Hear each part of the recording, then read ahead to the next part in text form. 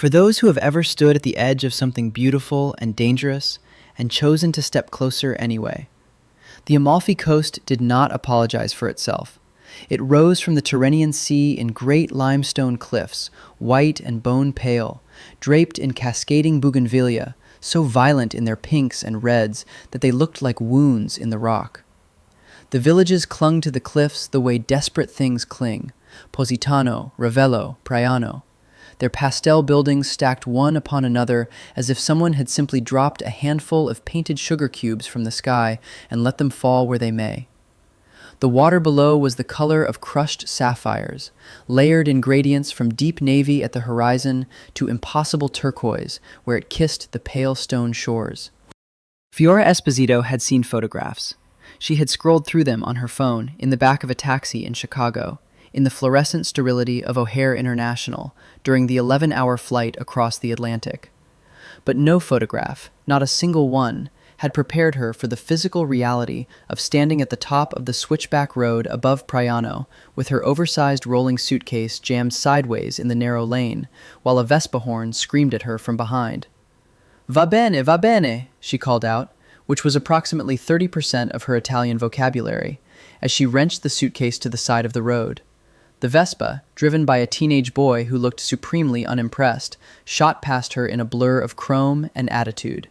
Fiora exhaled. She was 28 years old, a freelance art director from the Wicker Park neighborhood of Chicago, and she had not taken a vacation in 3 years. Not since her business partner and ex-boyfriend Marco had walked out of their studio and their apartment in the same afternoon, leaving her with a lease on both, twice the workload, and a very specific and now very deeply buried fear that she was the kind of person things simply happened to, rather than the kind of person who made things happen. She had booked this trip in a burst of late-night courage, after 2 glasses of Barolo and an impulsive search for most beautiful places on Earth. She had found a listing for a beachfront villa. Villa del Mar, it was called, Villa of the Sea, for a month in July. The photographs showed white linen curtains moving in a sea breeze, a terrace with a mosaic table, a path down to a private rocky beach. It had cost more than she should have spent. She had paid immediately. She was now standing with her suitcase on a road the width of a generous hallway, looking down at a cluster of buildings that may or may not contain her villa, trying to determine whether the stone steps below her were the ones described in the rental instructions or a different set of stone steps that would lead her somewhere deeply wrong. She pulled out her phone. The directions said, "Follow the steps beside the yellow house down to the water. The villa is the last one on the left before the cliff. The key is under the second pot from the door." There was a yellow house. There were steps. She began to drag her suitcase down them, bumping over stone in a rhythm that she chose to find meditative. The path wound through a small garden gone slightly wild, lemon trees heavy with fruit, rosemary sprawling across the stone borders, a cat of indeterminate age watching her from a wall with the specific contempt that Italian cats reserved for tourists. Then the path curved, and the sea opened up before her with such sudden extravagance that she stopped walking entirely. It was late afternoon. The light was doing something criminal to the water, turning it gold and rose at the surface, keeping it deep cerulean underneath. And the cliffs caught the same light and turned amber, and a fishing boat was making its slow way toward the distant harbor, and Fiora Esposito, who had spent the last 3 years in the gray grind of a city that demanded everything and gave back very little, felt something loosen in her chest. She found the villa. It was exactly as advertised. Small, white, stone-walled, with green shutters and a terrace that jutted out over a 10-foot drop to the rocky beach below. The key was under the second pot from the door, exactly as promised. What was not in the listing, and what she only discovered once she had hauled her suitcase inside, poured herself a glass of water from the kitchen tap, and walked out onto the terrace to watch the sun finish its descent, was the villa next door. It was not a villa. It was a compound. Where her rental was charming and modest and roughly the size of a generous Chicago apartment, the property to her left was something else entirely. It occupied the next terrace down, built into the cliff with the kind of architectural confidence that came from having an unlimited budget and no desire to impress anyone in particular.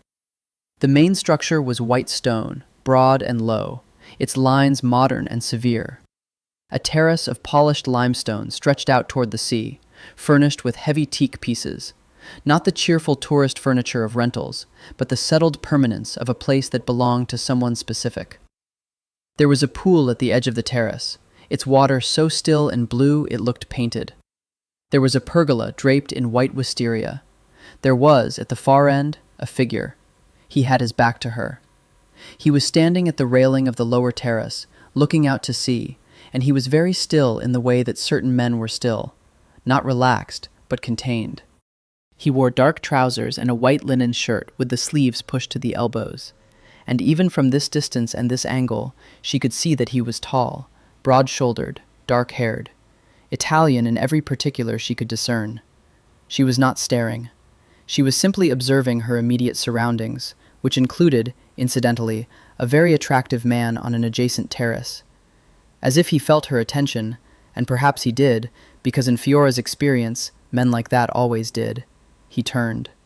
His face, even at 20 meters, was striking. Strong-jawed, dark-eyed, handsome with an edge of something that made the word handsome feel slightly inadequate. He looked at her with an expression that communicated nothing, revealed nothing, gave nothing. Then he looked back at the sea. Fiora went back inside to unpack. She told herself she was not thinking about him. She was, of course, thinking about him. His name was Nero Falcone. He was 36 years old. He had been born in Naples, in the hospital on Via Posillipo, on a February morning during a thunderstorm, which his grandmother had said was an omen, and which Nero had long since decided to take as a compliment.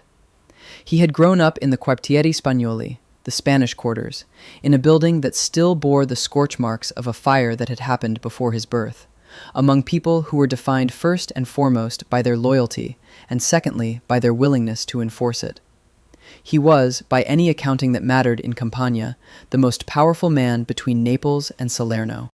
The Falcone family had run their particular segment of the Campanian underworld for 3 generations. Not the Camorra in any of its fractious, flashy iterations, but something older, more structured, more deliberately invisible. They did not traffic in the things that drew attention. They facilitated. Money moved through legitimate channels they controlled. Contracts were arranged. Problems were solved with a quiet efficiency that left no obvious evidence and required no subsequent headlines. Nero had taken the organization at 27, upon the death of his father, not of violence, which surprised everyone, but of a heart that had simply grown tired of carrying what it carried. He had restructured, professionalized, eliminated the elements that carried too much risk and not enough return. He had made it, in the way that mattered most, sustainable. He had also, in the process, made himself into a man who lived largely alone. The villa at Priano was the one indulgence he permitted himself. He came here every July, the same month, the same 4 weeks, and he left the city behind with a completeness that he could not achieve anywhere else. In Naples, he was always the Falcone boss. Here, he was simply a man who swam in the sea every morning and drank wine in the evenings and read, occasionally, and thought about what he had built and what it had cost him. He had been here for 3 days when the woman arrived next door. He had heard her before he saw her, the clattering of a suitcase on the stone steps, a soft American curse in English, the specific quality of silence that followed someone's first encounter with that particular view of the sea. He had been standing at the railing, not thinking about anything important, when he turned and found her on the upper terrace. She was looking at him with the unguarded directness of someone who did not yet know they were being noticed. Dark hair pulled up in a knot that was losing its battle with the sea breeze. Large eyes, brown, he thought, though he could not be certain from this distance. A yellow dress that moved in the wind. Her face had the quality of someone who felt things fully and had not yet learned to hide it, which was something he found both alien and, unexpectedly, arresting. He looked away. He had no business looking. But he had already noted everything worth noting. She was American. The curse, the suitcase, the particular way she had stood on that terrace like someone receiving a gift they had not expected. She was young, she was alone, and she was going to be his neighbor for however long she had rented that villa. He went inside and called his head of security, a man named Enzo, who was paid very well to be unflappable. "There's a woman in the rental next door," Nero said, Find out who she is. There was a brief pause, the kind Enzo allowed himself when he thought a request was unnecessary, but would never say so. Of course. Nero stood in his kitchen, which was all white marble and professional-grade appliances and the kind of order that came from living alone, and poured himself 2 fingers of whiskey and told himself it was simple due diligence. Every unfamiliar person in proximity to him required assessment. That was a rule, not a preference. It had nothing whatsoever to do with a yellow dress and unguarded eyes. Fiora woke before the alarm she'd set for 7. The room was filled with the particular quality of early Mediterranean morning. A blue-gray light that had not yet committed to becoming gold filtered through the white linen curtains that moved in the sea breath coming through the window she'd left open. She lay still for a moment, listening. Somewhere below, water moved against stone in a gentle, rhythmic percussion. Somewhere distant, a boat engine murmured. A bird, something small and Italian, and clearly unaware that it was not yet an acceptable hour, sang 3 insistent notes from the lemon tree outside. She had slept deeply, dreamlessly, which was unusual. In Chicago she woke several times a night, her mind producing invoices and deadlines and the low-grade anxiety that was simply the operating temperature of modern urban professional life. Here, apparently, she had simply closed her eyes and been unconscious until the light changed. She got up and made coffee with the mocha pot she'd found in the kitchen cabinet, dented, well-used, the kind that had lived in this kitchen for 20 years, and carried it out to the terrace in a ceramic cup with a blue fish painted on the side. The sea was silver in the early light. The cliffs were still in shadow, their limestone faces cool and gray, the bougainvillea on them not yet the hot pink it would become when the sun found it. A fishing boat was already out, 2 actually, small white shapes moving with deliberate patience across the calm water. She sat in the small iron chair at the mosaic table and drank her coffee, and thought that this was, without question, the correct decision she had made in years. Possibly the first correct decision. Her phone was inside. She had made a rule for herself. No phone before 9, which was radical and terrifying and necessary. She had 48 open emails she could not currently see, and they could keep. She heard, from next door, the sound of water. He was swimming. She could see him from the terrace, not clearly, not intrusively, but enough. The pool at the edge of his lower terrace caught the early light, and he moved through it in long, clean strokes, back and forth, with the rhythmic efficiency of someone who did this every day. He swam for what seemed like a long time, maybe 30 minutes, without variation or pause, just the steady back and forth, the precise turn at each end, the controlled breathing she could almost hear in the morning quiet. Then he stopped, hauled himself out of the pool in one clean motion, and stood with his hands on his hips for a moment, looking out at the sea. His back was to her. He wore dark swim shorts. He was, as she had suspected from the previous evening, objectively very well made, broad back, narrow hips, the kind of physical symmetry that read less like vanity than like a life that had made demands and been met. He reached for a towel folded on a nearby chair, dried his face without looking around, and went inside. Fiora refilled her coffee cup. She had not stared. She had simply been present on her own terrace, which she had paid for, drinking her own coffee. He happened to be in her visual field. This was not a character flaw. She spent the morning exploring, which was the official purpose of the day. She walked up to the main road and down into the small center of Praiano, barely a town at all, more a collection of decisions made by generations of people who had found this cliff and thought, yes, here, and bought bread from a bakery where the woman behind the counter took one look at her and switched to deliberate, patient Italian that Fiora could follow perhaps one word in 3 of. She bought tomatoes and mozzarella from a tiny alimentari whose shelves contained approximately everything anyone could need. She sat at a table outside a bar and drank an espresso and watched the morning happen around her. A man arguing on a phone while gesturing magnificently. 2 women in black dresses exchanging news. A dog sleeping in a patch of sun with the absolute conviction of the unburdened. She bought a notebook. She had brought her professional tools, her laptop, her graphics tablet, her color calibration equipment. But she had also brought, on impulse, the kind of materials she had not used since her first year of art school. Watercolors, a set of fine-tipped pens, a sketchbook. She wanted, she realized, to simply look at things again. Not to design, not to solve visual problems, not to communicate someone else's brand values through carefully chosen color fields and typography hierarchies. Just to look at things and try to capture them by hand, without the mediation of software. It was, she suspected, what 3 years of relentless professional labor had taken from her, the simple pleasure of looking. She was back at the villa by noon, setting up her sketchbook at the terrace table with a glass of cold water and the remains of the bread and cheese she'd bought, when she heard the voice. Not from next door, from below, at the water's edge. A man's voice, speaking Italian in a low register, and then another voice responding. She didn't lean over the railing to look. She just listened for a moment to the cadence of it.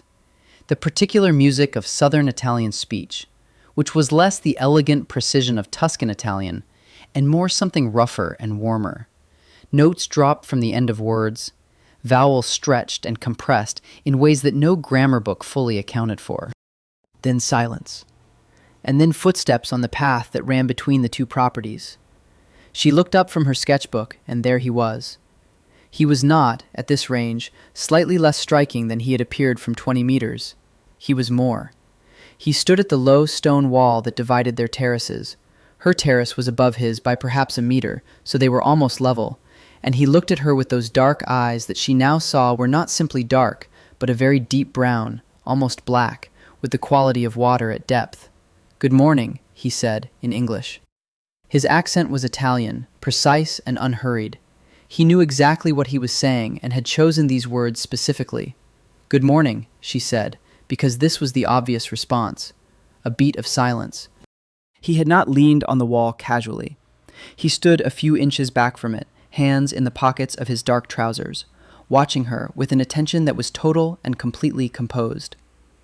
"You arrived yesterday," he said. It was not a question. "Yesterday afternoon. You were—" She gestured vaguely toward his lower terrace. "Standing at the railing." "I was." Another silence. She was not uncomfortable in silences. She had worked in environments where a lot was communicated without speech, where ideas were often best developed in quiet. But this particular silence had a texture to it, a weight. "How long are you staying?" he asked. "A month." Something moved through his expression, too controlled and too brief to read.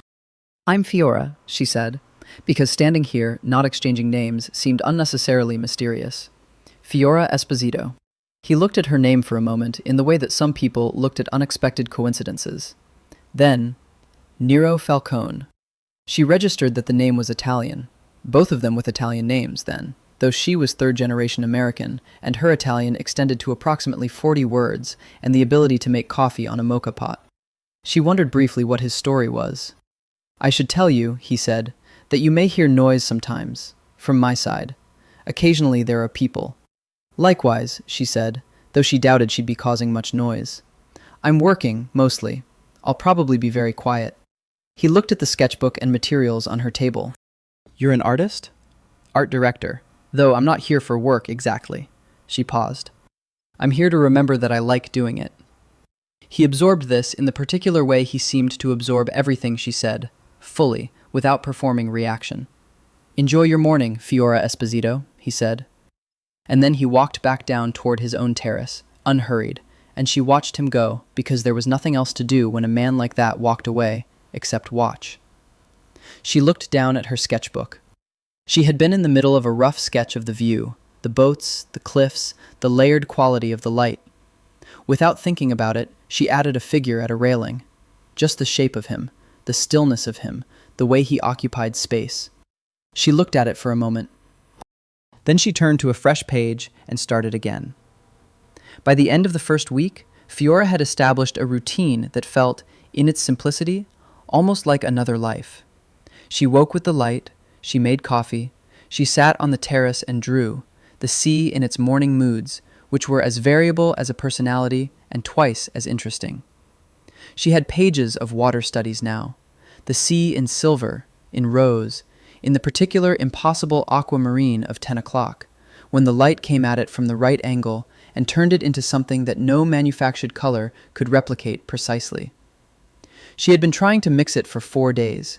She was closer each morning. At 10, she allowed herself her phone. She answered emails with the brisk efficiency of someone who had developed here a very clear sense of what actually required her attention and what merely presented itself as urgent. She made 2 video calls, one to her studio assistant in Chicago, who was handling the ongoing projects, one to her best friend Sasha, who spent the entire 20 minutes demanding visual proof of beauty, and then declaring that Fiora's screen background of the view from her terrace was genuinely obscene, the kind of beauty that should be illegal. At noon, she ate. Simple things. The local tomatoes that tasted like summer had been compressed and stored inside them. Mozzarella still wet from the dairy up the road. Bread that was slightly sour and deeply satisfying. She ate at the terrace table and sometimes drew while she ate, which she had never permitted herself in Chicago because eating at a desk felt like defeat. In the afternoons, she explored.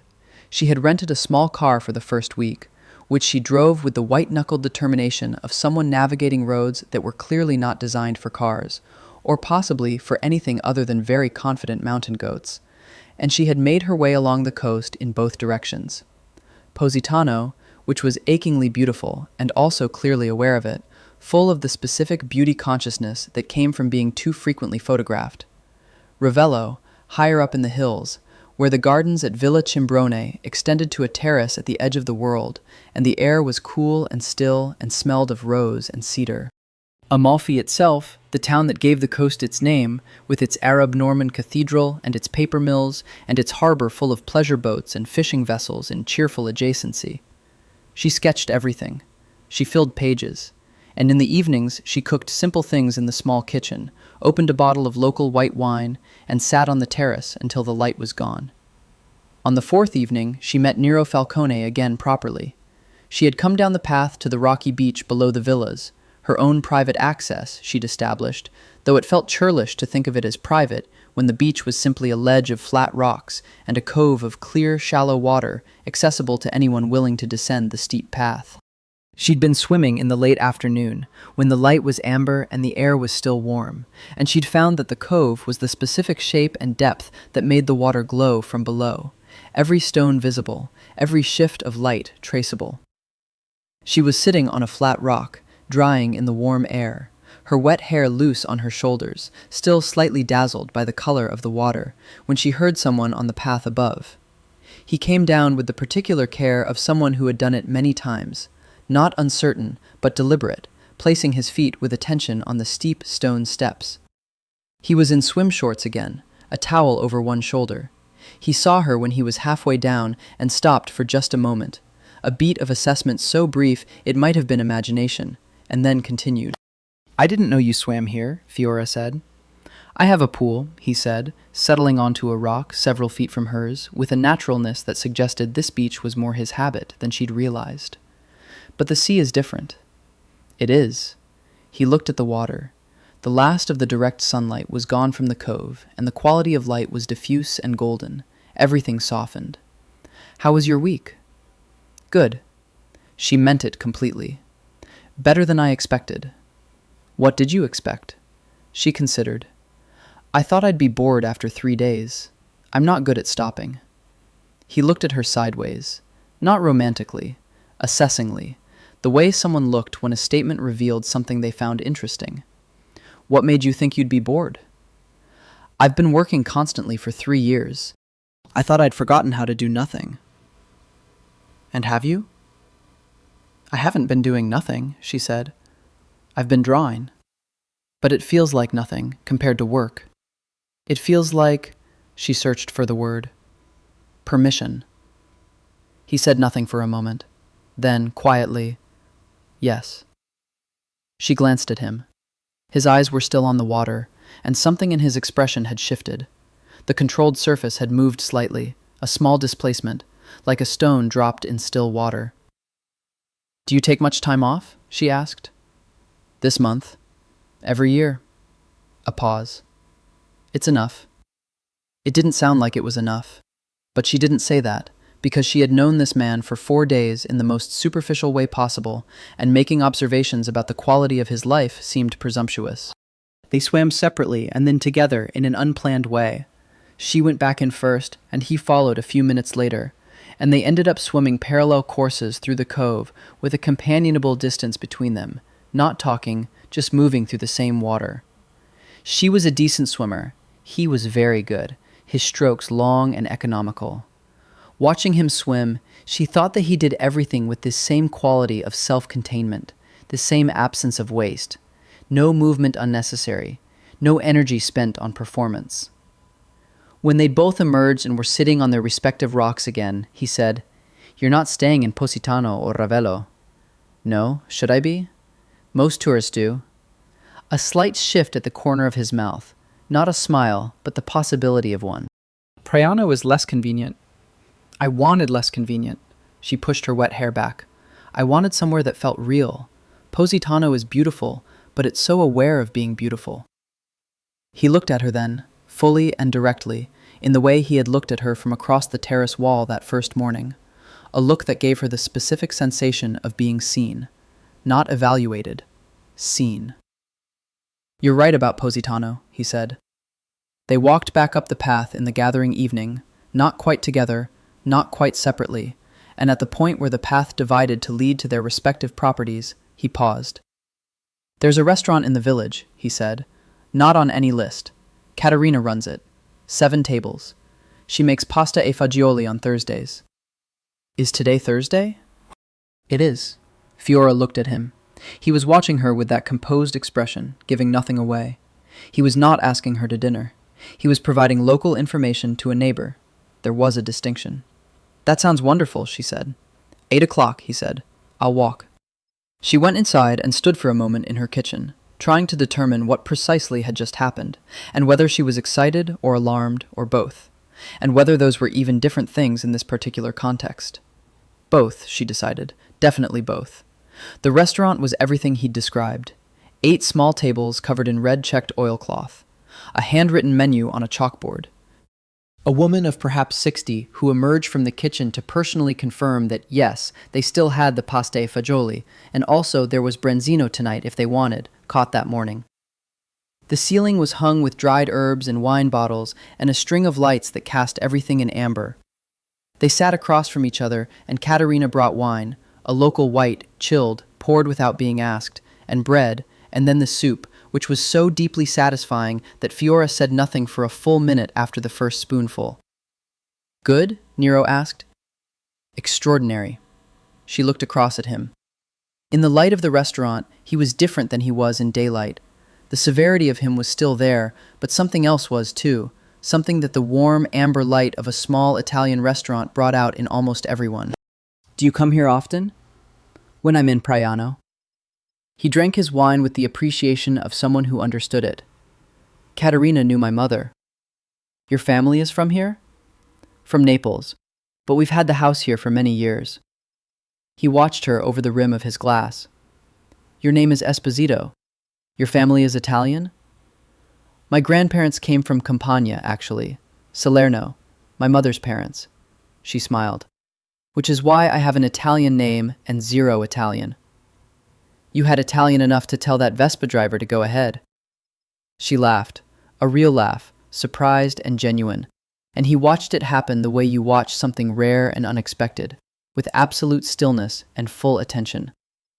"That's my entire vocabulary," she said. "Va bene and ciao and prego. And grazie. Obviously grazie." He said very quietly, "Prego." It was, strictly speaking, the correct response to an imaginary grazie, but the way he said it, with that slight particular attention, made it something else as well. An acknowledgement of something she hadn't quite said. She looked at the wine glass. The restaurant murmured around them, the other tables occupied by a couple, 2 older men playing cards at a corner table while they waited for their food, Caterina's voice from the kitchen in cheerful argument with someone back there about the branzino. "What do you do?" Fiora asked, "when you're not here?" Something crossed his face, a decision being made, so quickly it was almost invisible. "Business," he said, "various kinds." It was an answer that answered nothing, and she recognized it as deliberate. She was an art director. She spent her professional life reading what people communicated through what they chose not to say. He had given her a door marked private, with pleasant firmness. She let it go.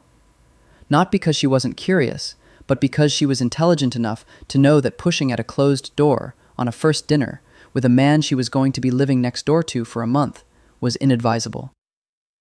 "Tell me about your work," he said. Not as a deflection, as a genuine turn, offered with that direct, full attention. So she did. She told him about the studio she'd built, the clients she worked with, the specific pleasures and frustrations of trying to communicate ideas visually.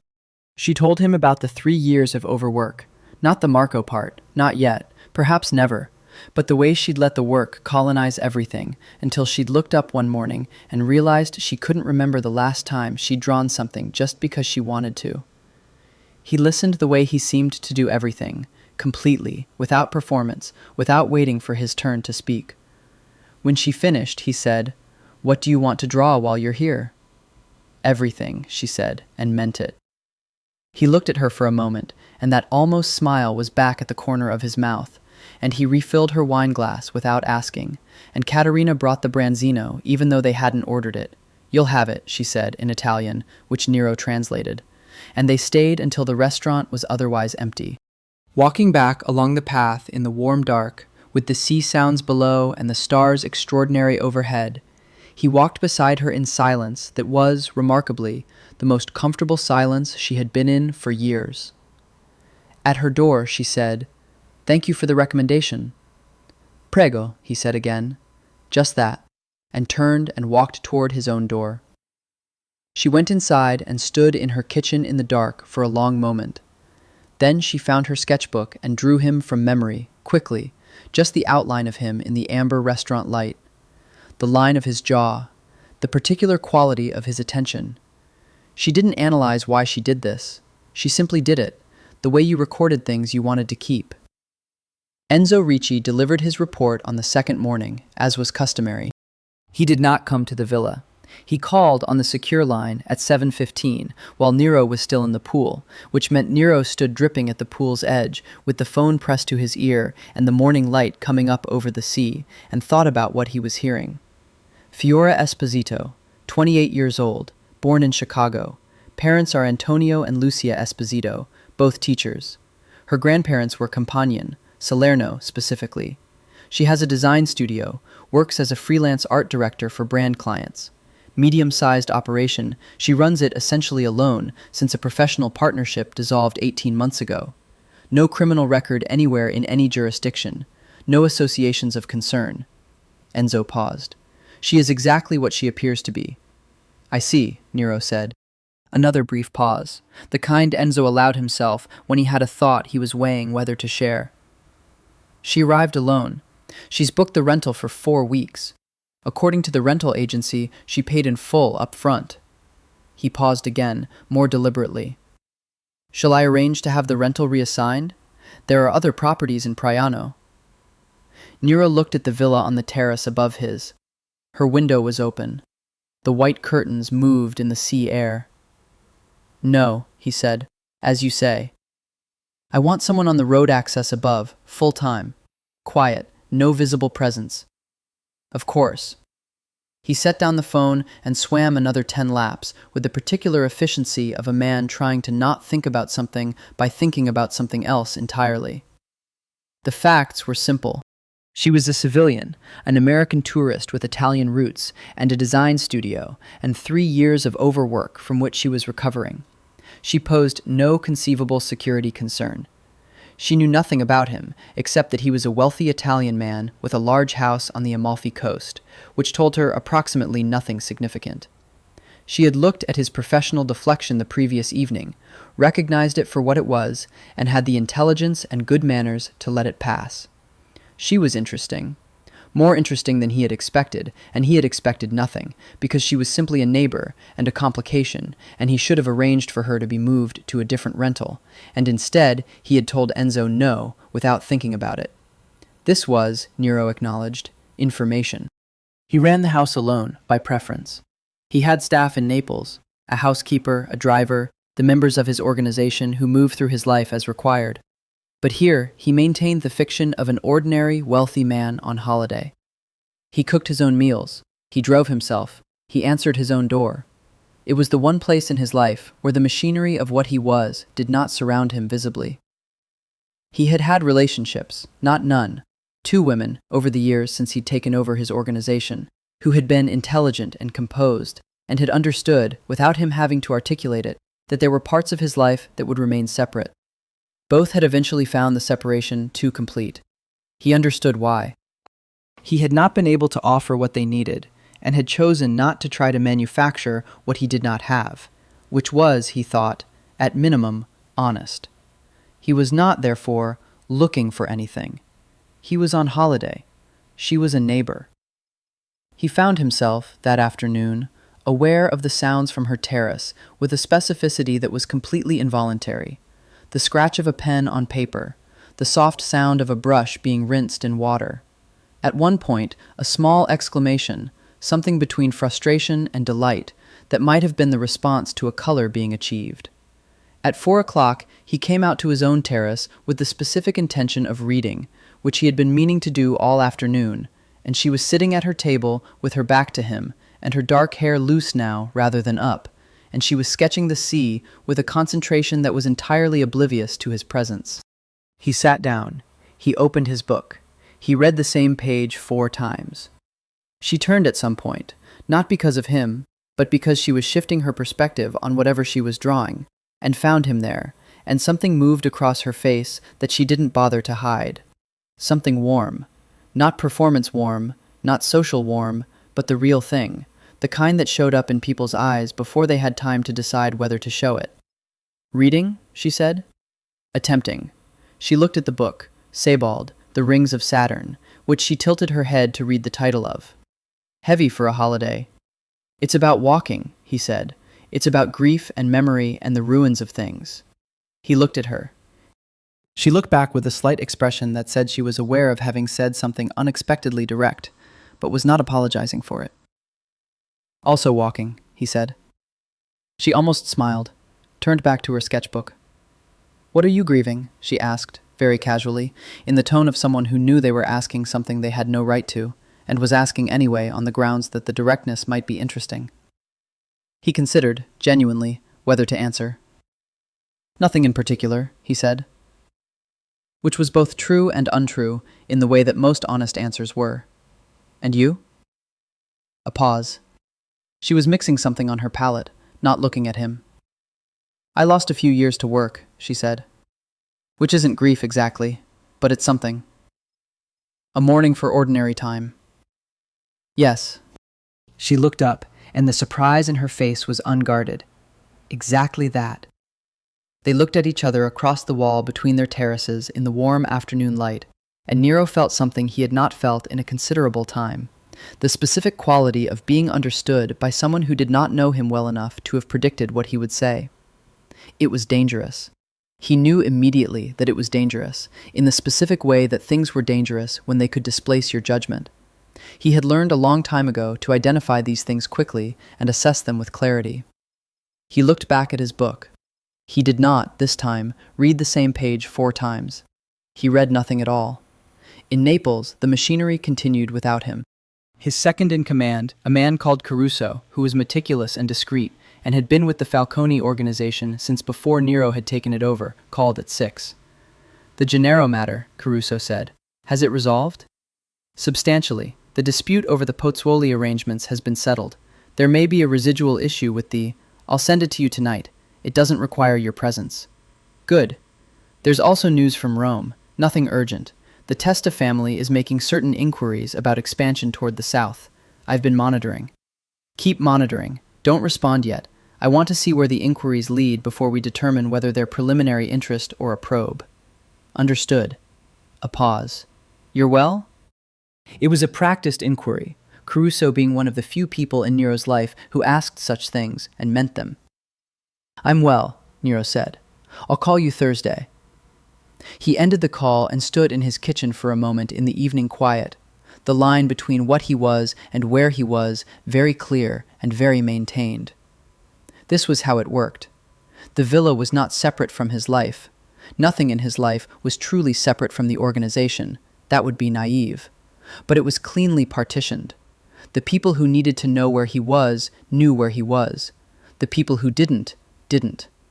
The woman next door, who had quoted Sebald at him with casual precision and drawn the sea every morning and eaten Katerina's pasta with the expression of someone receiving exactly the right thing at the right moment, she did not know and would not know, and that was simply the way it was. He opened his refrigerator, looked at it, and decided to go to Katerina's. He did not knock on the door of the neighboring villa to ask if she wanted to come. He went alone, ate branzino, and drank a glass of wine, nodded to Katerina, who looked at him with the sharp eyes of a woman who had been watching men behave like idiots for 60 years and could identify the early symptoms, and came home in the dark. He passed her terrace on the way up the path. A single light was on inside. He could hear, very faintly, music, something slow, something jazz, the kind of music that came from someone who treated silence as something to be shaped rather than avoided. He went inside and did not listen for it. He listened for it anyway. The days shaped themselves around small rituals, the way good days tend to. Fiora had been in Priano for 12 days and had established, without quite deciding to, a life that bore no resemblance to her life in Chicago and required almost none of the things she'd thought she needed. She did not miss her gym, her coffee shop, her network of professional acquaintances, or the particular serotonin spike of a successful client presentation.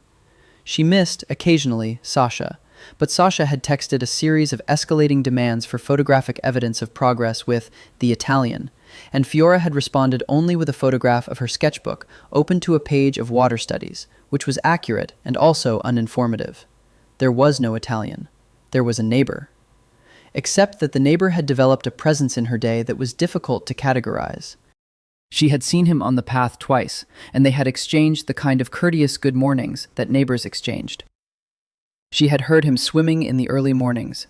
She had seen him on his terrace in the evenings, reading, occasionally on the phone, and she had allowed herself to notice him the way you allowed yourself to notice beautiful things: the sunset, the water, the movement of the wisteria in the afternoon breeze.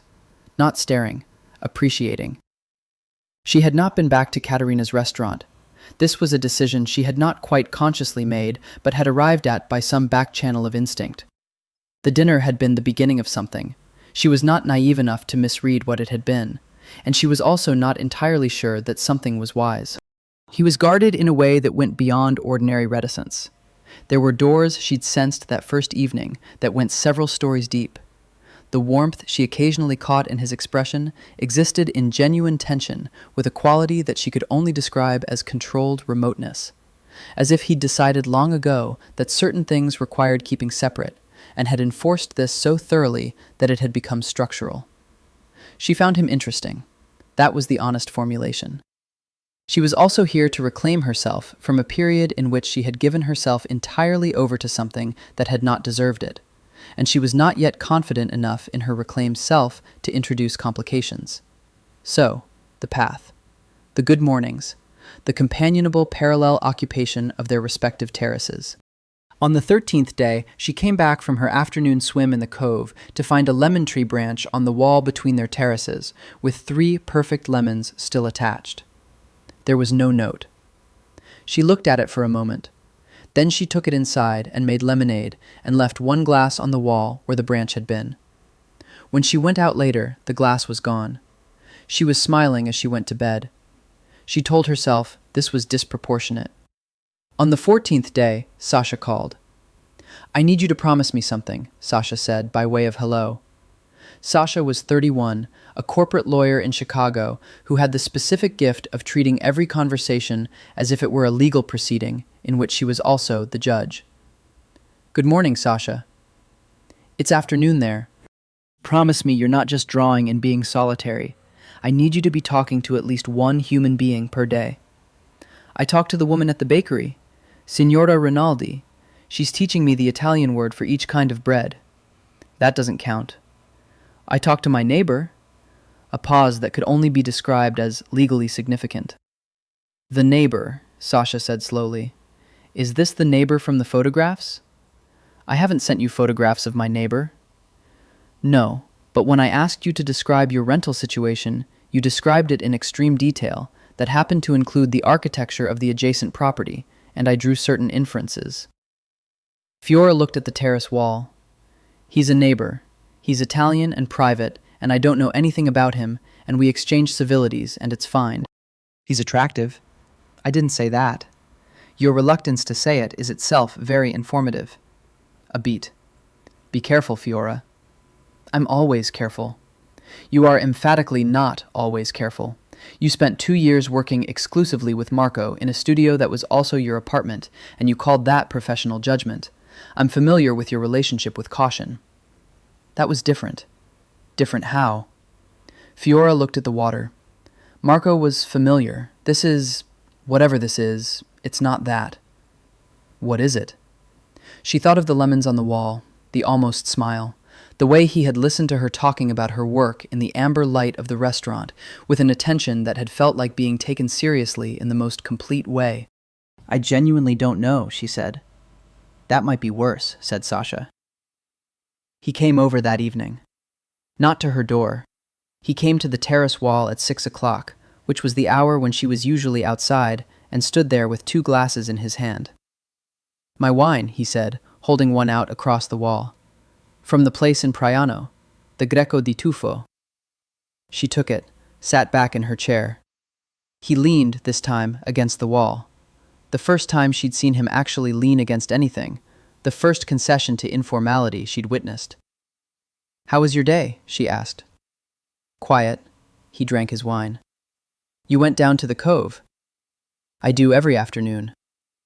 You swim well. I grew up on Lake Michigan, she said. My father basically lived on the water in summer. I've been swimming since I was 4. He looked at the sea. I never learned properly until I was 15, he said. I grew up in the city. The sea was something you looked at. She stored this. Naples, she thought. Or somewhere else urban and southern. The Quartieri, maybe. Something about the way he held the particular memory of the sea as a spectacle rather than a place suggested a specific kind of city childhood. Did you have a good childhood? She asked, and then felt immediately that this was an overstep. He considered the question with the thoroughness he gave everything, which suggested it was not a simple question for him. Parts of it, he said. My mother was extraordinary. My father was... A pause. Demanding. In a bad way? In a complicated way. He glanced at her. You? Genuinely good, she said, and meant it. My parents were... ordinary, in the best sense. My father read to me every night until I was 12. My mother had a garden. We went to the lake every summer. She paused. I think I've been trying to get back to that simplicity for years, without realizing that was what I was trying to do. He was looking at her with that full attention again. Is that what this... He gestured at her, the terrace, the sketchbook visible on the table. What this is about? Partly, she smiled. It's also about the pasta e fagioli. Don't underestimate the pasta e fagioli. He laughed. She had not heard him laugh before. It was low and brief and genuine, and it changed his face entirely, opening something that the controlled expression usually kept closed. He looked younger for a moment. He looked like someone who had once laughed easily and had learned for specific reasons to ration it. She looked at him for a moment too long, and he caught her doing it, and neither of them said anything. He stayed until the light was gone from the sea, and the first stars appeared, and the night brought its warm, particular darkness to the terrace, and they talked about small things. The view from Ravello she'd visited, the local wine, the way the cliffs looked in different kinds of light, and he was careful with her in a way she noticed, careful and also, beneath the care, interested. The interest was not performed. It was the real kind, the kind that made you pay attention to what someone said because you actually wanted to know what they said. When he left, she did not say, "Come back tomorrow." But he did. On the 17th day, something cracked. Not between them, nothing dramatic or definitive. But Fiora was sitting on her terrace in the late morning, her sketchbook open, trying to capture the exact moment when the sea shifted from deep blue to turquoise as the sun moved to a certain angle, which was a problem of light that she'd been approaching from the wrong direction, and had just now, she thought, found the right one, when she heard it. 2 cars on the road above. Which was not unusual, but then voices, men's voices, and the particular quality of lowered speech that contained urgency, and then silence. Then footsteps on the path, multiple footsteps, heavier and more deliberate than Nero's usual unhurried gait. She didn't look up immediately. She continued mixing her color, testing it on the corner of the page. Then she heard his voice, low and short, in Italian, and 3 other voices responding, and she glanced over to his terrace. There were 4 men on his lower terrace. 3 were unfamiliar, dark-suited despite the heat, which was itself a statement, standing in the way that large men stood when their size was part of their professional function. The 4th was Nero. He was not wearing his usual summer linen. He had changed into something darker, and his posture was completely different than the posture she was accustomed to. The contained quality she'd noticed from the first day was still there, but the warmth that occasionally surfaced in it, in the evenings, over wine, in conversation, was gone entirely. He stood among these men like the center of a structure, like a column that everything else referenced. He was speaking quietly and not looking in her direction. The conversation lasted perhaps 5 minutes. The 3 men left. One of them, the largest, with the watchful eyes of someone whose entire function was to monitor surroundings, looked up at Fiora's terrace as he passed, briefly, with the mechanical attention of a security camera. She looked down at her sketchbook. When she looked up again, Nero was alone on his terrace, looking out at the sea. His hands were in his pockets, and his face was arranged in the closed expression she'd seen very early on, the expression that had been gradually and partially replaced, over 17 days, with something that had slightly more give in it. He must have felt her gaze. He turned, and their eyes met across the wall. She made a decision, which was to simply hold his gaze without interpretation or alarm. She had seen something she hadn't been intended to see, or hadn't been considered, which told her something.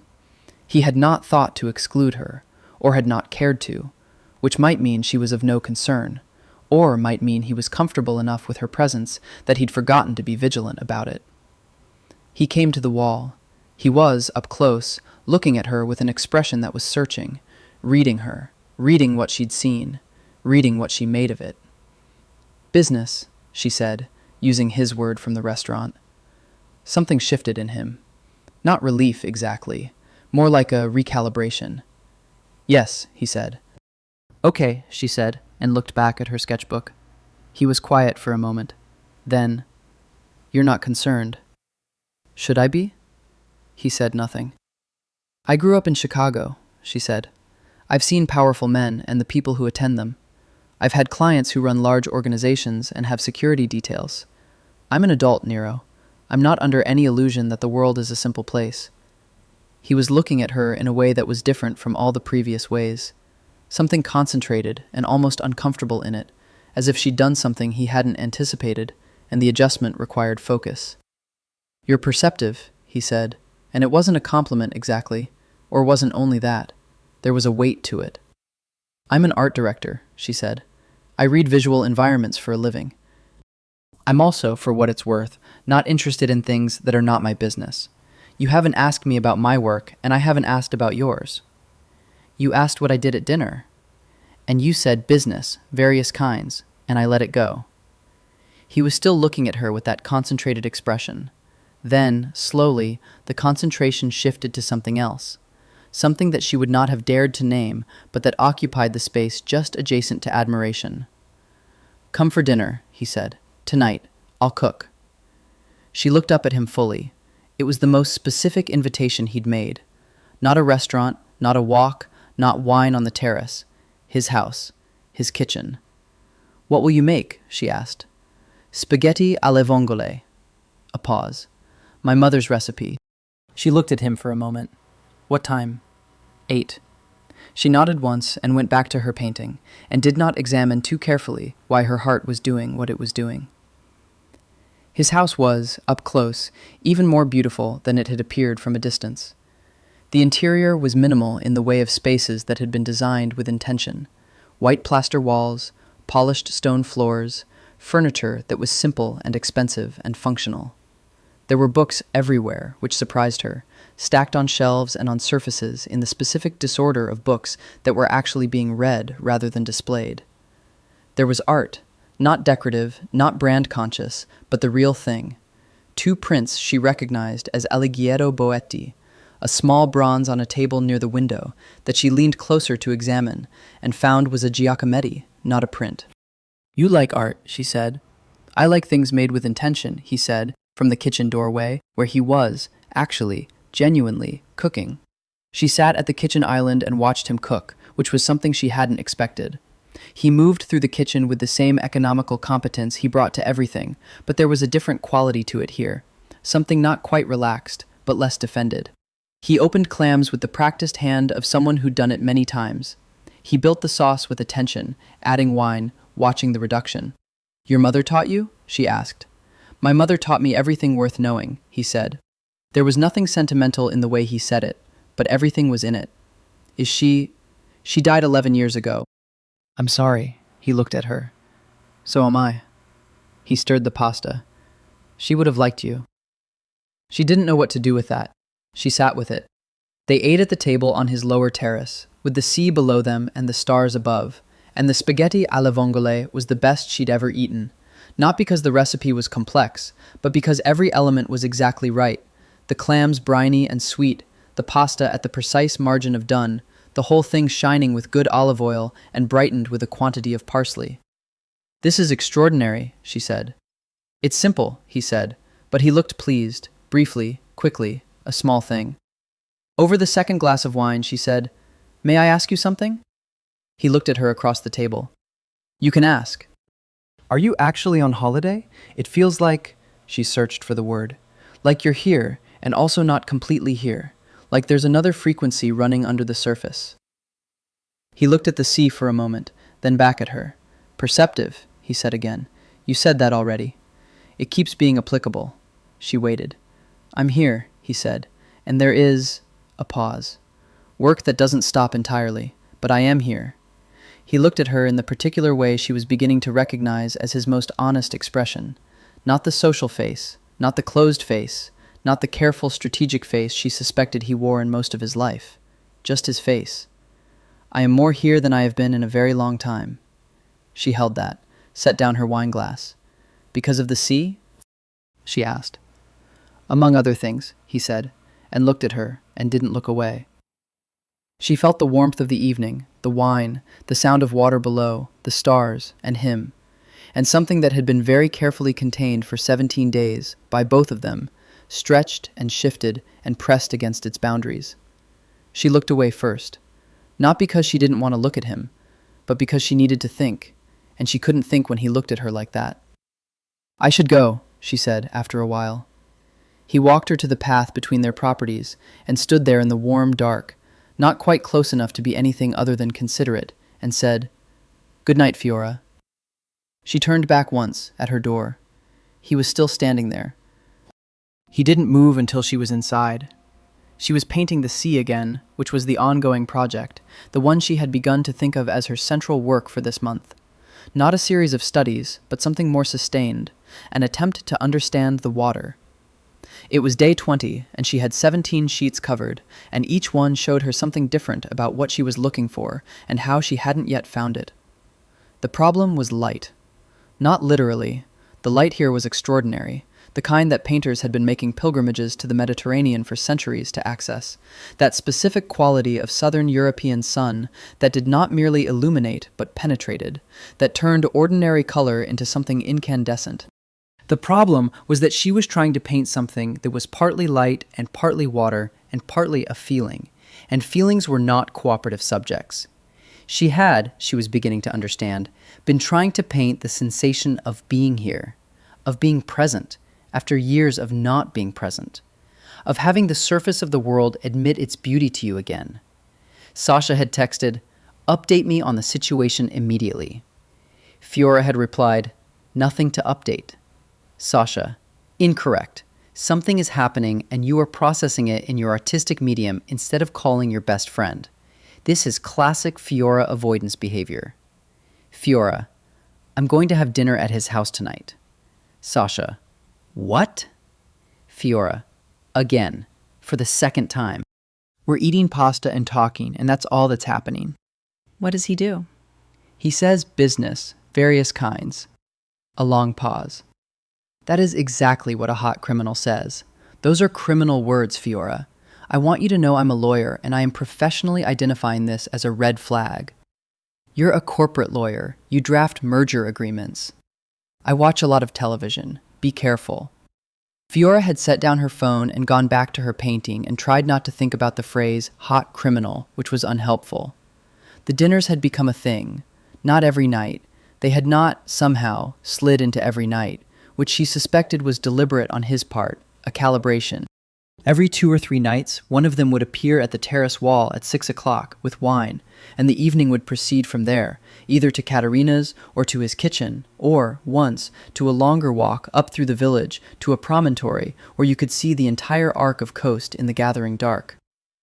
On the promontory walk, they had stood side by side, looking at the lights appearing one by one along the coast, Positano a cluster of warm yellow across the water, the lighthouse beams sweeping from Punta Licosa in the far south, and she had said, without planning to, I feel like I've been living in a very small room for years, and someone just opened a door. He had looked at her for a long moment. What was the room? Work. The studio. The idea of what I was building. A pause. A relationship that I gave too much to for too long, and that I'm still carrying the shape of it, even though it's gone. It was the most she'd said about Marco to anyone, even Sasha, in 18 months. She didn't know why she was saying it to him, except that his quality of attention made honesty feel not like exposure, but like accuracy. He said, carefully, What happened? He left. We'd been together 4 years, working together 3, and he just left. Both. At once. She looked at the lights on the water. The professional loss was almost worse. That's the part I haven't admitted to anyone. That the person I missed most was my business partner, not my boyfriend. What does that say about the relationship? It says the relationship was not the thing you thought it was. Or that I'm not capable of... No. He said it quietly and with complete conviction. It says the relationship was not the thing you thought it was. She looked at him. He was looking back at her with an expression that was entirely direct and also somehow careful, the care of someone who knows they're saying something that matters. She looked back at the lights. Later, walking down from the promontory, on the narrow path where the cliff fell away on one side, she had stumbled slightly on a loose stone. His hand had been at her elbow before she'd registered losing her balance, fast and sure, the grip of someone with reflexes trained to precision. And then she was steady, and his hand was still there for 3 steps, 4, and then was gone. Neither of them mentioned it. But she had been very aware, for the rest of the walk, of the distance between them. On day 22, a boat arrived. She was at the cove, on her flat rock, when she saw it come around the headland, a large motorboat, white and sleek, the kind of vessel that announced money without displaying it. It anchored in the small bay beyond the cove, not visible from the villas above, and a dinghy came ashore with 2 men. She watched them come up the path. They were dressed like the others from 17 days ago, dark despite the heat, with the contained alertness of people who were always professional. She went back to her rock and her watercolor and did not watch them pass. When she came back up to her villa an hour later, Nero was at the terrace wall. He looked different. Not alarmed. But something in the careful surface of him was under a different kind of pressure. His jaw was slightly set. His eyes, when they found her, had an intensity that went beyond their usual depth. "The boat," she said. "Business," he said, the word between them again. "It's concluded. Are you all right?" Something moved through his expression. Surprise, quickly managed. People did not, she suspected, ask him this. "Yes," he said. She looked at him. "You look tired." "I am, occasionally." She turned and went inside her villa. She came back with the remains of a bottle of the local white and 2 glasses and set them both on the terrace wall. He looked at them, then at her. He poured. They stood on their respective sides of the wall in the warm afternoon and drank wine and said very little. And it was, she would think about this later, the specific quality of this particular stillness. It was, she realized, companionship. The real kind. The kind that didn't require performance or entertainment or the management of impression, but simply the shared occupancy of a moment. When the wine was done, he said, "Thank you." She said, "What for?" He looked at the sea. For being here, he said, very quietly.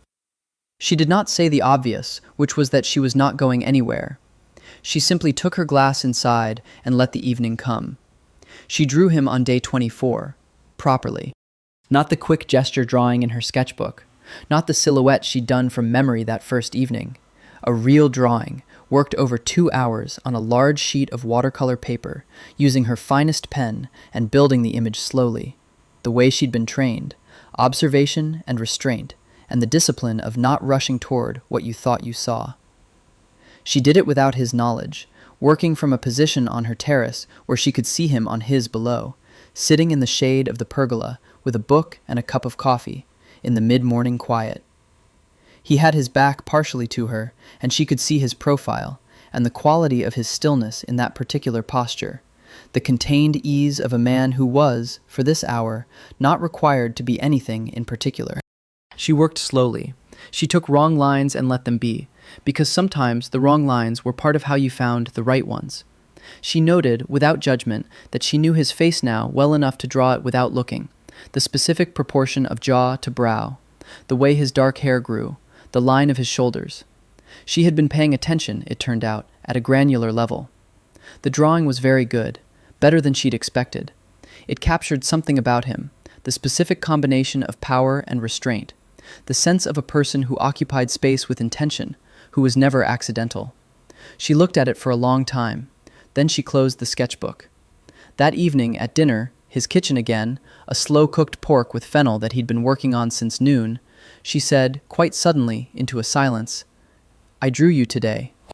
He looked up from the stove. Something in his expression shifted. Not displeasure, but a quality of alert attention, the way a person looked when something unexpected reached them. "Did you?" he said. "You were reading in the pergola." He was quiet for a moment, tending the pot with a focus that might have been genuine culinary attention, or might have been something to do with his hands. "Can I see it?" She considered this. "Maybe," she said. "Not tonight." He looked at her. She looked back. The not yet of it, the deliberate pause, created a specific kind of tension that they both felt and neither named. "You have a very architectural quality," she said, "when you're still. You occupy space like a structure, like something that was built with purpose." He turned away from the stove fully and looked at her with an expression that was unguarded in a way she'd not seen before. Not the warm moments she'd glimpsed, but something rawer than that. Something that looked, briefly, like a man who had been seen. "People don't usually—" He stopped. "Say things like that? Observe things like that." "I look for a living," she said, "and you're interesting to look at." The last words came out with slightly more directness than she'd intended, or perhaps exactly as much as she'd intended, and she'd simply not admitted it. He absorbed them, and something in the room shifted, or the air between them, which had been calibrated for days at a precise and managed temperature, moved by a degree. "Fiora," he said. "Yes?" He looked at her for a long moment, long enough that she was aware of her own breath, of the sound of the sea through the open window, of the smell of fennel and wine and the warm stone of the villa. He was deciding something, she could see it. Something that required actual deliberation, not instinct. Whatever he usually was in this kind of moment, he was not being it now. "Nothing," he said finally, and turned back to the stove. She looked at the curve of his back, at the line of his shoulders, at the particular way he held himself, even in this domestic posture, even cooking at a stove, like something that could not be completely at rest. She thought, "I am in very significant trouble." And then she thought, "I have been for approximately 3 weeks."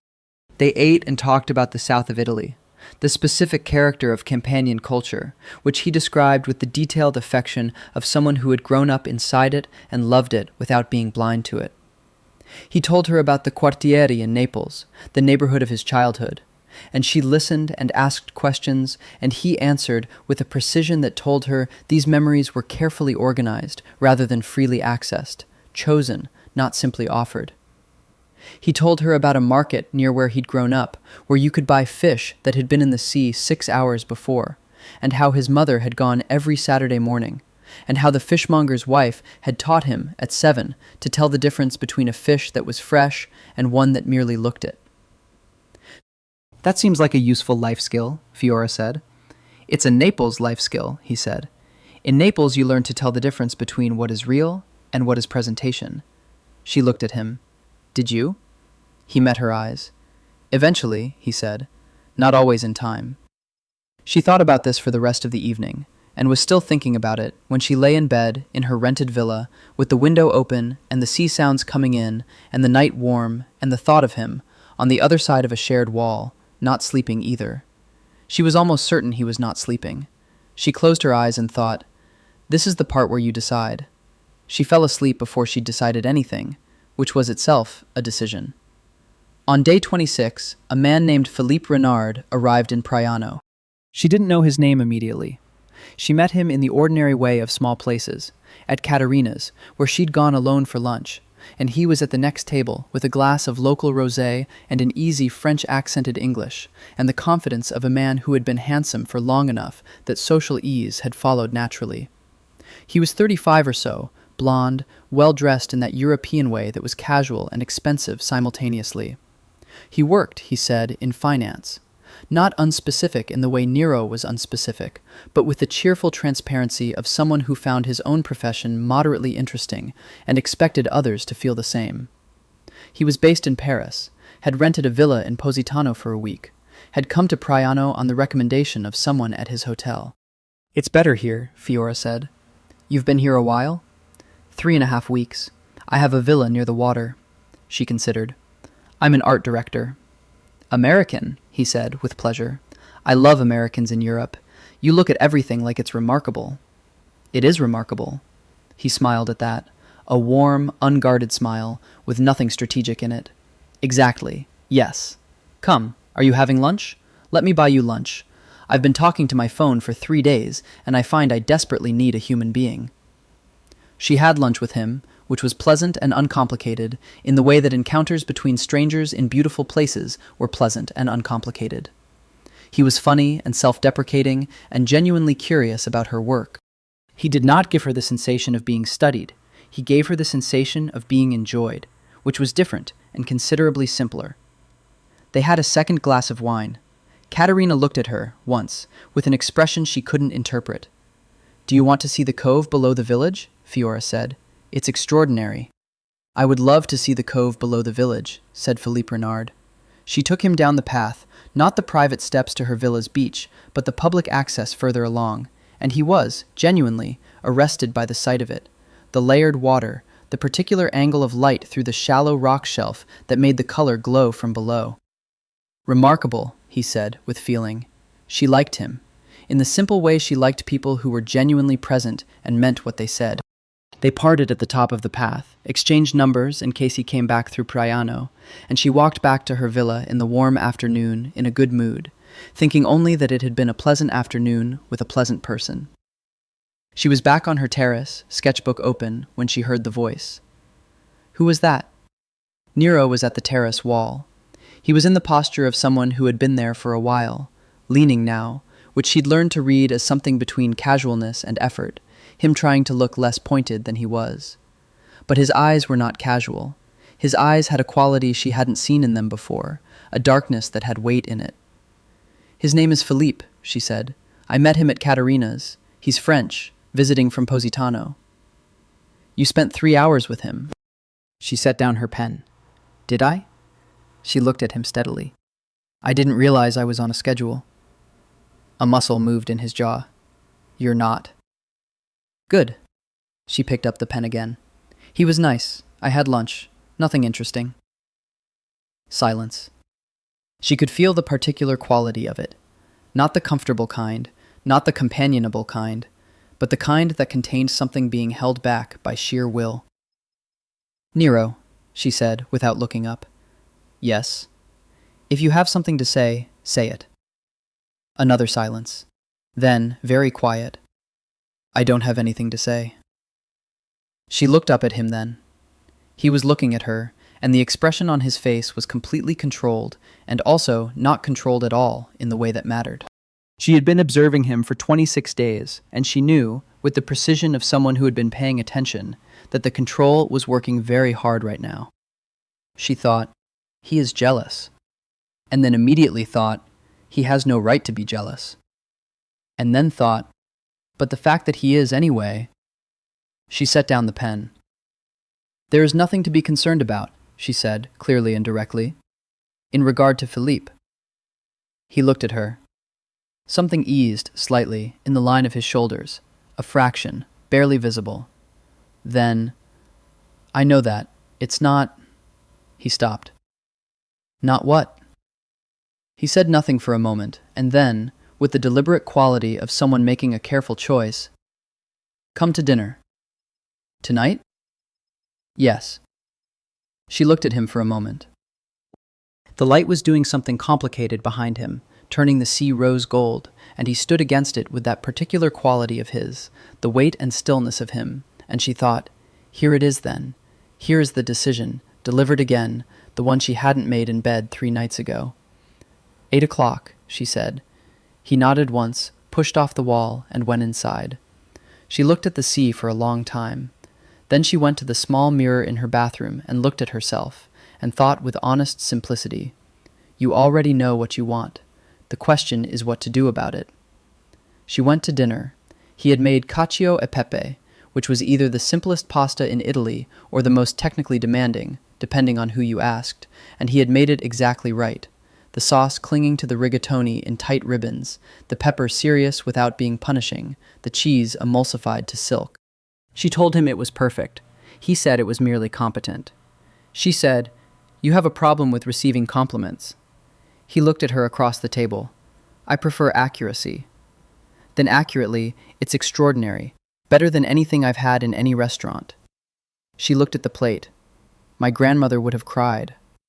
Something in him softened at this, at the mention of her grandmother, of the line that ran from this plate through her history to a woman in Salerno who had cooked for people she loved.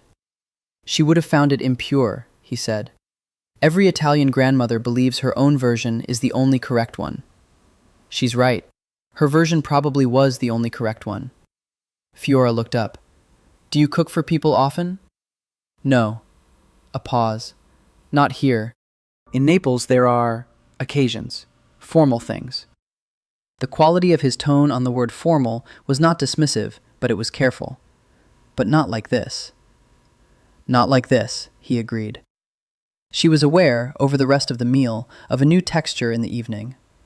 They had been building something over these 4 weeks, she and this man, through accumulation, through the small daily exchange of presents, the wine on the terrace wall, the conversations in the amber restaurant light, the companionable silence of 2 people who had found, somewhat to their mutual surprise, that the other's quiet was the right kind of quiet.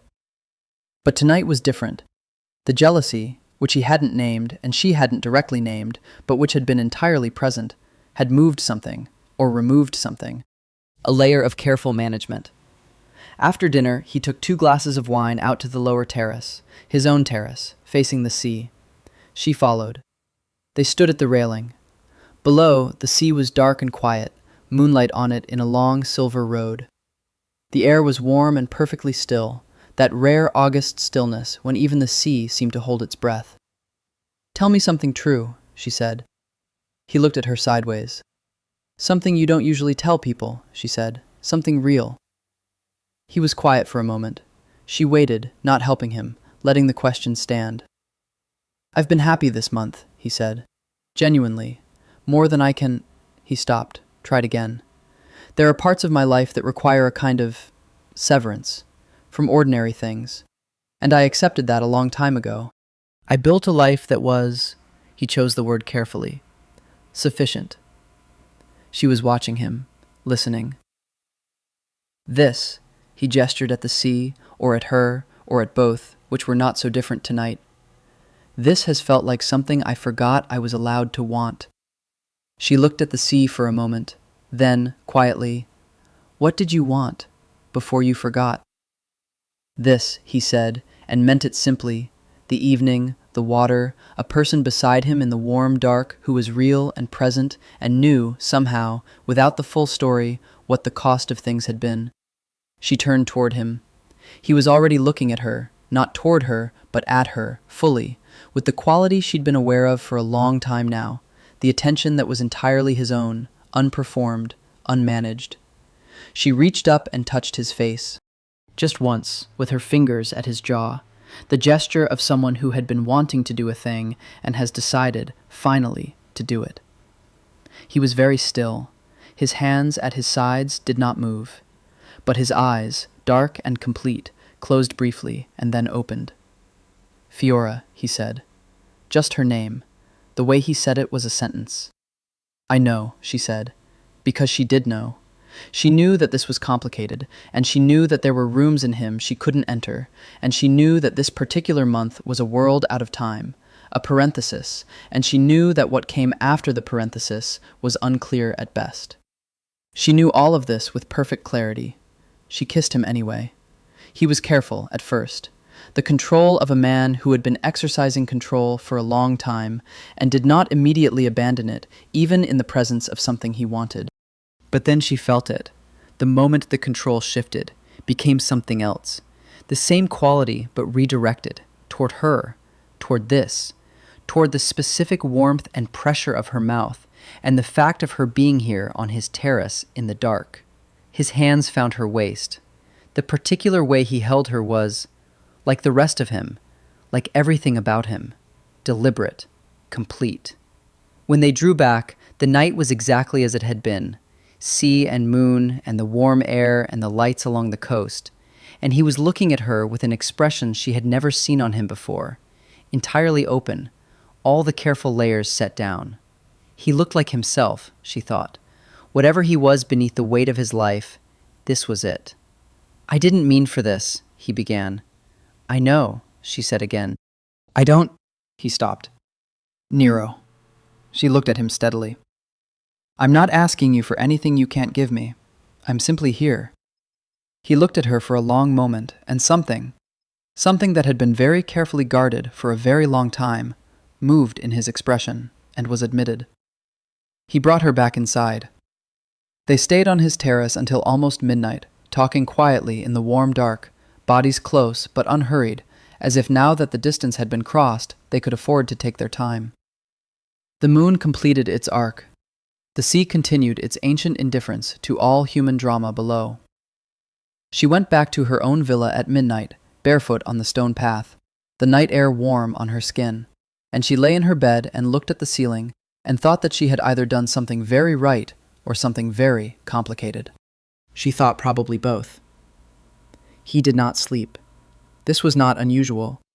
He slept in the way of people who had trained themselves to rest efficiently rather than deeply. 4 hours, 5, waking with his mind already organized and operational. But this particular sleeplessness was different. He lay in the dark and listened to the sea, and thought about the woman asleep in the villa above his, and found that his usual ability to assess things with clinical detachment had been, for the moment, decommissioned. He had known, from the moment she had settled into that villa and looked at him from her terrace with those unguarded dark eyes, that she was a problem. Not a threat. He had been careful and exact about that distinction. But a problem in the sense that she was the kind of woman who required something he had been organized for a very long time not to require. His life was not compatible with what had happened on that terrace tonight. He turned this over in his mind with the careful honesty he owed himself. He had taken the Falcone organization at 27. He had built it into something stable and self-perpetuating, and had done so through specific choices about what he would and would not permit in his personal life. The women before had understood, at some level, that he was not available in the complete sense, that there was a portion of his life that would remain both hidden and determining, and that any relationship would exist in the space not occupied by that portion. Both of them had found it too small a space, eventually. He had decided, at some point, that this was simply the nature of his life and the cost of what he was and what he did, and he had made peace with it the way you made peace with structural facts. And then this particular American woman had arrived with her sketchbook and her direct questions and her way of offering honesty as if it were an ordinary thing rather than a calculated risk, and had spent a month building a slow and entirely voluntary proximity, and had kissed him on his terrace in the dark with a clarity and simplicity that was... He got up. He made coffee. He stood at his kitchen window in the dark and looked at the vine-covered wall and thought about what he was doing. The problem was not that he wanted her. The problem was that he wanted her in the specific way that rendered his usual architecture of separation inadequate. He wanted her the way you wanted something that you would have to rearrange yourself to have, rather than simply accommodate in the existing structure. He had not wanted anything like that in a very long time. He called Enzo at 6 in the morning, which was slightly early even for Enzo, who answered on the second ring with the equanimity of someone who had been awake already. "Is there anything I should know about?" Nero said, "in terms of exposure? Our current situation in Priano?" "Standard monitoring in place," Enzo said. "No unusual activity in the vicinity. Our presence remains invisible." A pause. "The woman from the neighboring villa, the American?" "Yes. She continues to be exactly what she appears." "She does," Nero said. Another of Enzo's judicious silences. "The Testa family's inquiries," he said, changing the subject with the tact of a man who understood that there were questions about his employer's personal life that were not his to ask. "Caruso has identified the source. It's not an expansion probe. It's something more targeted." Nero was immediately, completely attentive. "Targeted how?" "Targeted toward the coast, the Amalfi area specifically. Not your operations. You have no significant operations here. But the Testa family has interests in the luxury property market along this stretch. They've been acquiring through third parties." A pause. "It may be unrelated to you." "It may be," Nero said, in a tone that meant he did not believe this. "I'll have more detail by tomorrow." "Tonight," Nero said. He stood in his kitchen after the call, and the pleasant delirium of the evening before was gone, replaced by the specific clarity that arrived when he was reminded of what he was and what the world he inhabited required. He was not a man on holiday who had kissed a woman and was experiencing the agreeable confusion of early desire. He was the head of a family with structural enemies and complex obligations, and he was operating in a location that had just been identified as being of interest to one of those enemies. And there was a woman next door who was entirely civilian, entirely undefended, and who had now become not an asset, not a liability, not a variable, but a person. A person who had spent a month cracking his defenses open from the inside, not because she was trying to, but because she was simply herself. He set down his coffee. He had to tell her something. Not everything, but something that would allow her to make an informed decision. The choice he owed her, the minimum she deserved. He went to her door at 10, which was when he knew she was usually up and on her terrace. She came to the door in a white dress with paint on her left hand, her hair loose, and she looked at him with eyes that were careful and alert, reading his face the way she read everything. "Come in," she said. He came in. He stood in her small, bright kitchen, with its bluefish coffee cup and its watercolor studies pinned to the wall. The sea, the cliffs, the boats, and one sketch of him that he saw and that stopped him for a moment. The drawing she'd told him about, and it was... accurate was the first word, and then the second word arrived, and it was true, which was different, which meant she had drawn not his appearance, but something underneath it, something he rarely showed. "Sit down," she said. He sat. She put coffee in front of him and sat across from him at the small kitchen table and waited with the patient intelligence of someone who knew that what he was about to say required space. "Last night," he began. "Yes," she said. "Was real," he said. "I want to be clear about that first. What happened last night was not an accident or a mistake or something I want to distance myself from." She was watching him carefully. "But there is something I should have said sooner." He looked at his coffee, then at her. I am not an ordinary man. The things you've seen here, the men who come, the boat, the calls I take, they are not simply business in the ordinary sense of the word." A silence. "I know that," she said. He looked at her. "I'm not naive, Nero, and I'm not asking you to tell me specifics. I'm an adult who grew up in an American city, and I have working eyes. I've known for a while that you are what you are." She paused. "Which is a powerful man who operates in a world I know very little about, but which appears to be significant and not entirely above the conventional lines." He was very still. "But I'm also an adult who can make her own decisions," she said. "And I'm here for 7 more days, and last night was She stopped, looked at her hands. Last night was the best thing that has happened to me in a very long time. The honesty of it landed somewhere in the center of him with the weight of an absolute true thing. There is, he said carefully, a possible complication. Elsewhere in my world. Nothing that touches here directly, but I want you to know it exists, in the interest of accuracy. She looked at him for a long moment. Then she stood up, came to where he was sitting, and did something simple and devastating. She put her hand on his face, the same gesture as the night before, and held it there. Tell me when it's something I need to know, she said. Until then, we have 7 days. He turned his face, slightly, into her hand. It was the most unguarded thing he had done in a decade. The 7 days were luminous. That was the only word for it. A kind of quality of light that applied not only to the landscape, but to the days themselves. The way time felt when you were in the middle of something that would not last, and you knew it, and you chose, deliberately, to be present anyway. She was present. She came with him to the cove in the early mornings, both of them in the water before the day was fully awake. The sea at that hour, pearl-colored and cool, and so clear that every stone on the bottom was visible from the surface. He swam beside her, unhurried, matching her pace with a consideration that she found almost architectural in its attention. He was always careful not to overwhelm her space, always maintaining the particular calibrated distance of someone who had decided to be gentle with a thing he was afraid of damaging. You don't have to be so careful, she said one morning, treading water in the deeper part of the cove, squinting at him in the early light. He looked at her. I'm not careful. You are. You hold yourself back like you're worried about, I don't know, taking up too much room. Something moved through his expression. Old habit. What formed it? He was quiet for a moment, the water moving around them both. Then, I learned very early that my presence, my full presence, could be too much. That people needed me to be, he searched for the right word, edited. She thought about this. I don't need you edited, she said.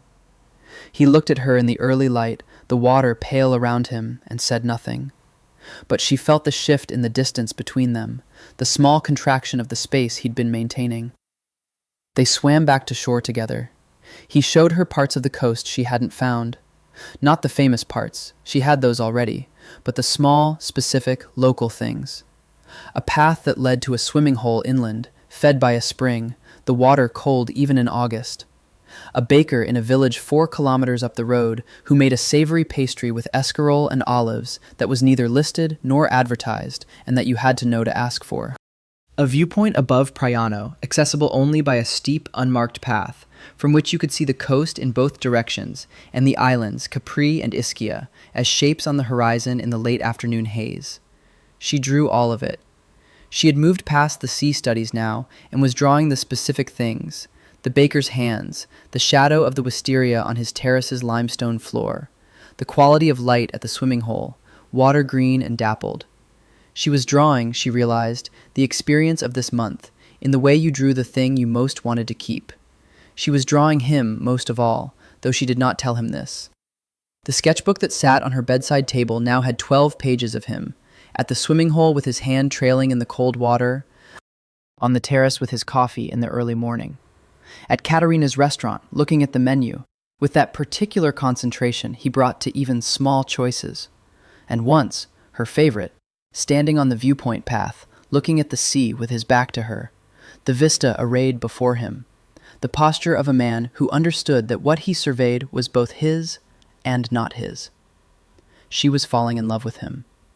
She had been aware of this approaching fact for approximately 2 weeks, and had been, with some success, not looking directly at it.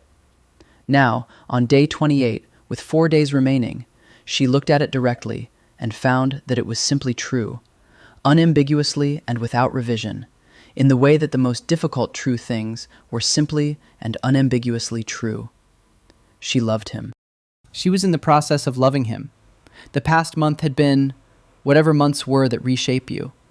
She did not tell him, not because she was hiding it, but because she was not certain what to do with it, and she needed to know that before she said it.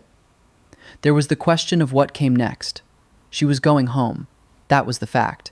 She had a studio in Chicago, clients with ongoing work, a lease on an apartment, a life that was waiting for her in the ordinary way that lives waited. She had extended her rental by 5 days. She had called the agency on day 20 and paid the additional amount without thinking very hard about why, and she now had, counting from today, 4 days. He had not brought up what came after. She had not brought it up. They had established, without discussing it, a shared agreement to stay inside the present tense. But she was an adult. She was not going to fall in love with a man for a month and then disappear without something, without a conversation, without reality. She brought it up on day 29 in the most ordinary possible way. They were walking back from the viewpoint at dusk, the sky behind them going purple and gold, the lights of the coast below beginning to appear, and she said, "I leave on Tuesday." He said, "I know." She said, "And then?" He was quiet for several steps. The path was narrow here, and they were walking single file, and she could not see his face. Then, "I don't know how to answer that." "Try." He stopped. She stopped. They were on a flat section of the path with the sea visible through a gap in the cliffs, the last light on it. "My life," he said, carefully, "is not... I cannot promise you ordinary things. I cannot promise you access to all of me, because there are parts that would put you at risk simply by knowing them." He looked at her directly. "And you deserve ordinary things. You deserve something that doesn't require you to accept..." "Nero," she cut him off gently, "I'm not asking you to promise me anything. I'm asking what you want." He looked at her for a long moment. The light was very specific, that last Mediterranean light, golden and warm and already slightly elegiac, the light that knew it was ending. "You," he said, simply. "I want you." She held that, let it land. "Then we figure out the rest," she said. He was quiet. She could see the complexity moving through him, the wanting and the caution and the awareness of what his wanting her would cost, but also something else, something that pushed against all of it, that was simply and completely certain. He reached out and took her hand. The first time he'd done this in daylight, in the open, a gesture of claiming rather than protecting. They walked back to Priano hand in hand in the last light. On day 30, the Testa complication arrived.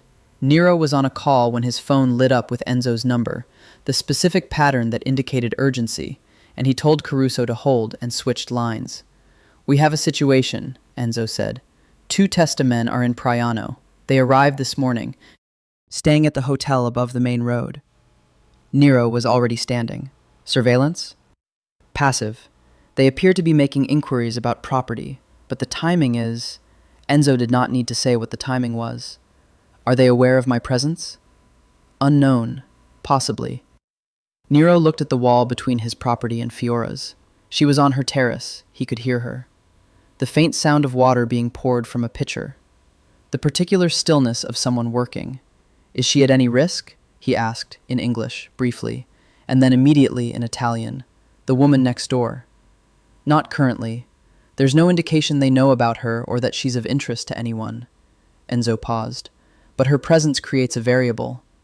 "Yes," Nero said. He ended the call and stood in his kitchen and made the specific calculation that was the worst kind, the one that pitted what he wanted against what was right, and gave right no quarter at all. He went next door.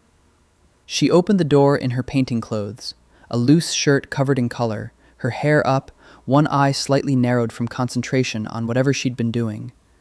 She looked at him and read his face immediately. "Inside," she said, stepping back. He came in. He stood in her kitchen, the kitchen where he'd had coffee in the morning, twice now, where her work was pinned to the wall, where the blue fish coffee cup was always in the drying rack, and he said, "I need you to hear something." "Tell me." "There are people in Priano, not related to you, not looking for you, not interested in you, but they may be, monitoring my whereabouts, and your proximity to me may become..." He searched for the word. "A liability," she said. He looked at her. "I was going to say a variable." "Same thing." She was watching him with that direct, clear-eyed attention she always brought to the difficult things. No dramatics, no panic, Just the specific quality of an intelligent person taking in difficult information and organizing it. What do you need me to do? Nothing. Continue as you would normally. I don't want you to change anything about your days. I have people who are watching the surrounding area, and you are not in any danger. But I want you to be aware. She was quiet for a moment. Are you telling me this because it's relevant to my safety, or because you want me to know what you are? He held the question. It was, like most of her questions, more accurate than comfortable. Both, he said. She nodded once, slowly. Then she went to her small kitchen shelf and picked up a jar of olive oil and set it on the counter, and stood with her back to him for a moment. He watched her. The line of her shoulders, the way her hands rested on the counter, the specific posture of someone processing something. I'm afraid, she said, very quietly. I know. She turned. Not of them, of this. She gestured at the space between them. Of having found... She stopped, started again. I'm afraid of how much I will miss this. Something broke open in him, quietly, without drama, just a clean break, like a thing that had been held too long under pressure. He crossed the small kitchen in 2 steps and put his hands on her face. Both hands, not the single finger touch she usually gave him. Both hands, framing her, and looked at her from very close distance. I'm afraid too, he said. I haven't been afraid of anything in a very long time. She searched his face. I want, he said, and found that the next words were not available to him in any language, that they required something he had not developed the machinery for because he had not needed it in years. She put her hand on his chest, over his heart, and held it there. I know, she said. It was the 3rd time she'd said this to him, each time meaning something slightly different, each time accurate in a way that bypassed his defenses entirely. He held her, in her small kitchen, with the afternoon light coming through the window and her paint-stained shirt against his chest, and thought with perfect clarity, this is not going to be simple. And I don't care. He dealt with the testamen with swift and total efficiency. They were, as Enzo had suspected, present in Priano not primarily because of Nero, but because of ongoing inquiries into coastal property. The timing was coincidental, or had become coincidental, since it was now clear they'd had no information about his holiday arrangements. 2 calls, 2 intermediaries, 1 very direct and entirely unthreatening message conveyed through channels that would not be misinterpreted. The Amalfi Coast was not an area that welcomed Testa expansion, and the relevant parties should find their property interests elsewhere on the peninsula. The Testa men checked out of their hotel on the following morning. Enzo reported this with the understated satisfaction of a man who enjoyed efficiency. Nero took note and returned his attention to the present, which was considerably more important. He had, he realized, approximately 3 days. 3 days to say all the things that months of careful management had prevented him from saying. 3 days to figure out whether the life he had built, elegant and sufficient and in every particular organized around the avoidance of exactly this kind of wanting, had enough given it to accommodate her. 3 days. He had, historically, been very good at knowing what his options were and choosing the best one. This was not that. This was not a strategic problem.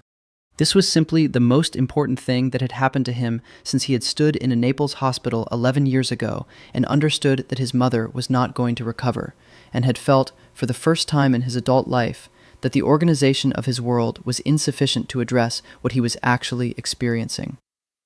He went to her door. She opened it already in motion, already reaching for her bag. I was coming to you, she said. Where? Anywhere, she said. I have 3 days, and I want to spend all of them in motion. I don't want to sit still. He looked at her, at the energy in her, the urgency of the present moment animating everything. The boat is in the marina at Salerno, he said. We can take it tomorrow if you want. Her face opened completely. Yes, she said. Absolutely yes. The boat was 40 feet of white fiberglass and teak, sleek and fast, and he drove it with the ease of someone who had been on the water since childhood, which surprised her, since he'd told her the sea was something he'd looked at rather than lived in. You said you didn't learn to swim until 15, she said, standing at the bow with the wind pulling at her hair, the coast moving past in its parade of stacked pastel and white limestone. I didn't learn to swim until 15, he said, at the helm. I learned to drive a boat at 22. They're not the same skill. No, she said. Fair point. The coast from the sea was entirely different. The same cliffs, but seen from below rather than from beside or above, which changed their character. They were more vertical from here, more absolute. The drop from village to water more dramatic. The color of the sea in the boat's wake was a particular blue-green that she needed to add to her collection. He took her to Capri. Not the tourist Capri. Not the Piazzetta with its designer boutiques and watching crowd. Not the gondola to the Blue Grotto with its line of identical boats. He took her to the north side of the island, where the cliffs were steeper and the water darker, and the tourists didn't generally bother, and anchored in a cove that she would not have found without specific knowledge. The water here was so clear and so impossibly blue that getting into it felt like stepping into a painting. She swam for an hour. He swam beside her, and for the first time in their acquaintance, he was genuinely relaxed in the water. Not the pool-efficient strokes she saw in the mornings, but something more open, the body of a man not performing a function, but simply enjoying being in the sea. He floated on his back in the clear water, eyes closed, the sun on his face. She looked at him for a long moment. The Nero she'd learned, controlled, layered, always slightly at work on something, was entirely absent. This was what he'd been recovering, she realized, all these Julys. Not just rest. The permission to be this, unguarded, unheld. "What are you looking at?" he said, eyes still closed. "You," she said. He opened his eyes. She was treading water 2 feet away from him, looking at him directly. "I'm going to miss you," she said. Not a preamble, not a build-up, just the statement, offered cleanly. He stopped floating. He was vertical in the water now, looking at her with that full attention gaze, the depth of it. "I'll come to Chicago," he said. She looked at him. This was the first time either of them had said anything specific about the future. "Nero." "I will," he said. It was not performative or impulsive. It had the specific quality of a considered decision, the weight of something he'd been working toward. "I'll come in September, if you'll have me." "You have an organization to run." "I run it from wherever I need to run it from. I've been in 3 cities in the last month without stepping foot in Naples." He looked at her directly. "This is not logistics. I'm asking you something."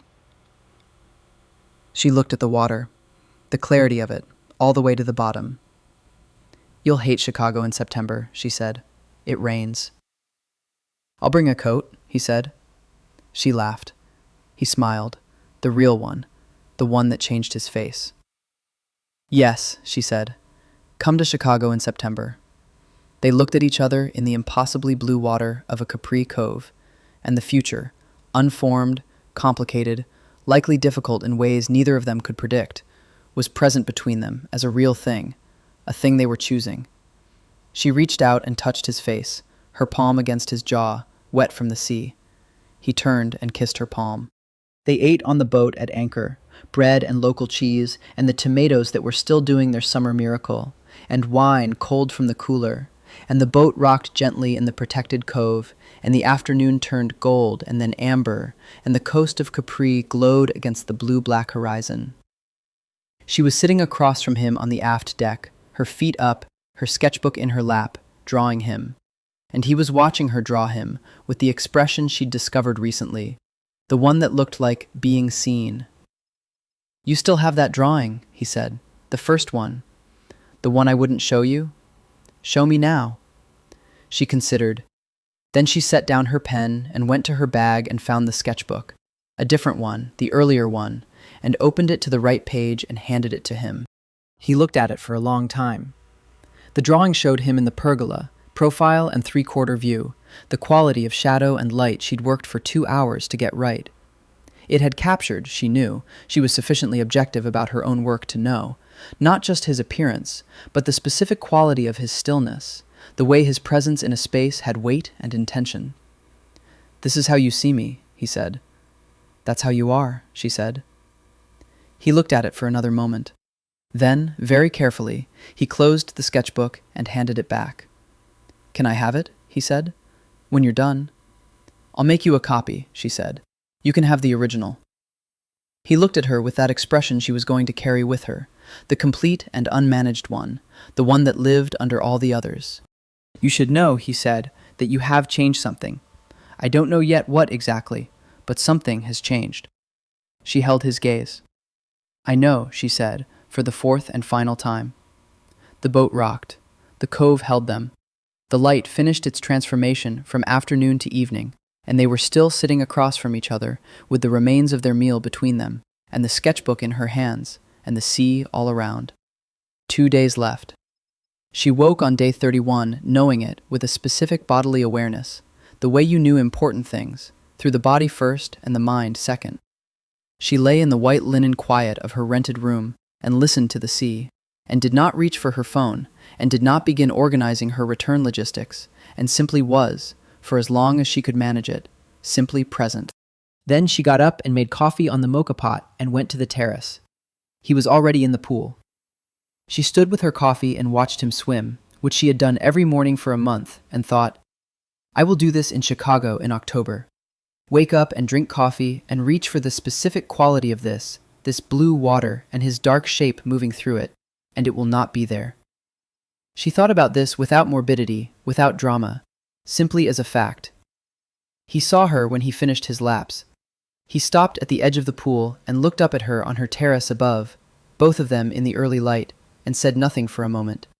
Then, Good morning. Good morning, she said. They looked at each other for the length of a morning moment. Come down, he said. She came down. They had breakfast on his terrace. He made eggs with olive oil and the last of the escarole pastry from the village baker, and she drank a second coffee, and they sat together in the morning quiet, with the sea spread out before them in its early silver, and talked about nothing important. The name of the bird that sang in the lemon tree at dawn, whether the fishing boat that went out every morning at 5 was the same one or 2 different ones with the same coloring, what the weather would be for her last 2 days. She told him about her grandmother's garden in Salerno, the family story, the specific generation she'd never met, the woman who had apparently grown the best tomatoes in the neighborhood and who had told her granddaughter's mother just before she died that the secret was talking to them. My grandmother also talked to her plants, he said. Did it work? The plants were extraordinary. A pause. I don't know if she was talking to the plants or to herself. Maybe both, Fiora said. Maybe plants are a good audience because they don't answer back. He looked at her with that slight, almost smile. Some people prefer that in a conversation. You? She said. No, he said, and looked at her with complete directness. Not with you. She looked at the sea. There's something I need to tell you, she said. He waited. I'm in love with you. She said it simply, factually, in the tone she used when she was being accurate. I know that's complicated. I know the timing is whatever it is, but I wanted you to know it, because you told me something real, on the viewpoint path, and this is what I have to tell in return. The silence after was not uncomfortable. It was the specific silence of something that had been said and was settling, like dust after a stone has been set in its right place. He was looking at her. She looked back. I know, he said, and then, quietly, me too. She had known, had suspected, had read it in 100 moments, the way he looked at her, the way he'd organized his entire September around a city he'd never been to, the way he'd held her in her kitchen with his face against her hair. But hearing him say it, directly and without performance, me too, simple and complete, was different. She reached across the breakfast table and took his hand. They stayed at breakfast for 2 hours, which was not something either of them did under ordinary circumstances, and it was the best breakfast she had ever had in her life. That evening, he took her to Ravello. Not for dinner. He had something else in mind. He drove the switchback road in the dark with the confidence of someone who had made this drive many times, and parked near the Villa Cimbrone and walked her through the garden in the moonlight to the Belvedere dell'Infinito, the Terrace of Infinity, where a railing of stone busts looked out over a cliff's edge to the sea below and the entire coast in both directions. She had been here in daylight. It was different at night. The lights of the coast were arrayed below in golden strings, the villages identifiable by their density of illumination, the sea between them dark and vast. The moon was 3/4 full, and its road on the water was very long. They stood at the terrace's edge, side by side, without speaking for a long time. "I've come here," he said eventually, "every year, sometimes alone, sometimes with others." A pause. "It's the kind of place that shows you the proportion of things." "What proportion?" He gestured at the spread of light below, the dark sea, the sky. "This was here before everything we've built. This will be here after." He glanced at her. "It makes the complicated things seem more proportional," she said. "Yes." She looked at the coast laid out below, the lights that were people in houses, eating dinner, sleeping, loving, arguing. The ordinary and extraordinary life of a coast that had been inhabited for 3,000 years and would be inhabited for 3,000 more. "Nero," she said. "Yes. Whatever comes after this," she gestured at the view, at them, at July. "Whatever it is, I want you to know that this was not a holiday for me. This was not a parenthesis. Whatever happened here is part of my actual life." He turned and looked at her. The moonlight was on his face, and for a moment he looked entirely like himself, entirely exposed, the full weight and depth of him present, not defended. A man who had spent years making sure that nothing reached him past a certain point, standing in the moonlight having been reached, past every point. He reached out and tucked a strand of hair behind her ear, gently, as if she were something that required care. "Come back," he said, "at some point. Come back to Italy." "Or you come to Chicago," she said. "Or both," he said. "Both," she agreed. He kept his hand at her face for a moment, then slowly let it fall, and they stood together at the terrace of infinity, with the lights of the coast below, and the sea beyond that, and the moon above all of it. And she held his hand, and he held hers, and it was enough. She spent her last morning painting. Not the sea. She had the sea, in 17 sheets, as many expressions of it as she could capture in a month.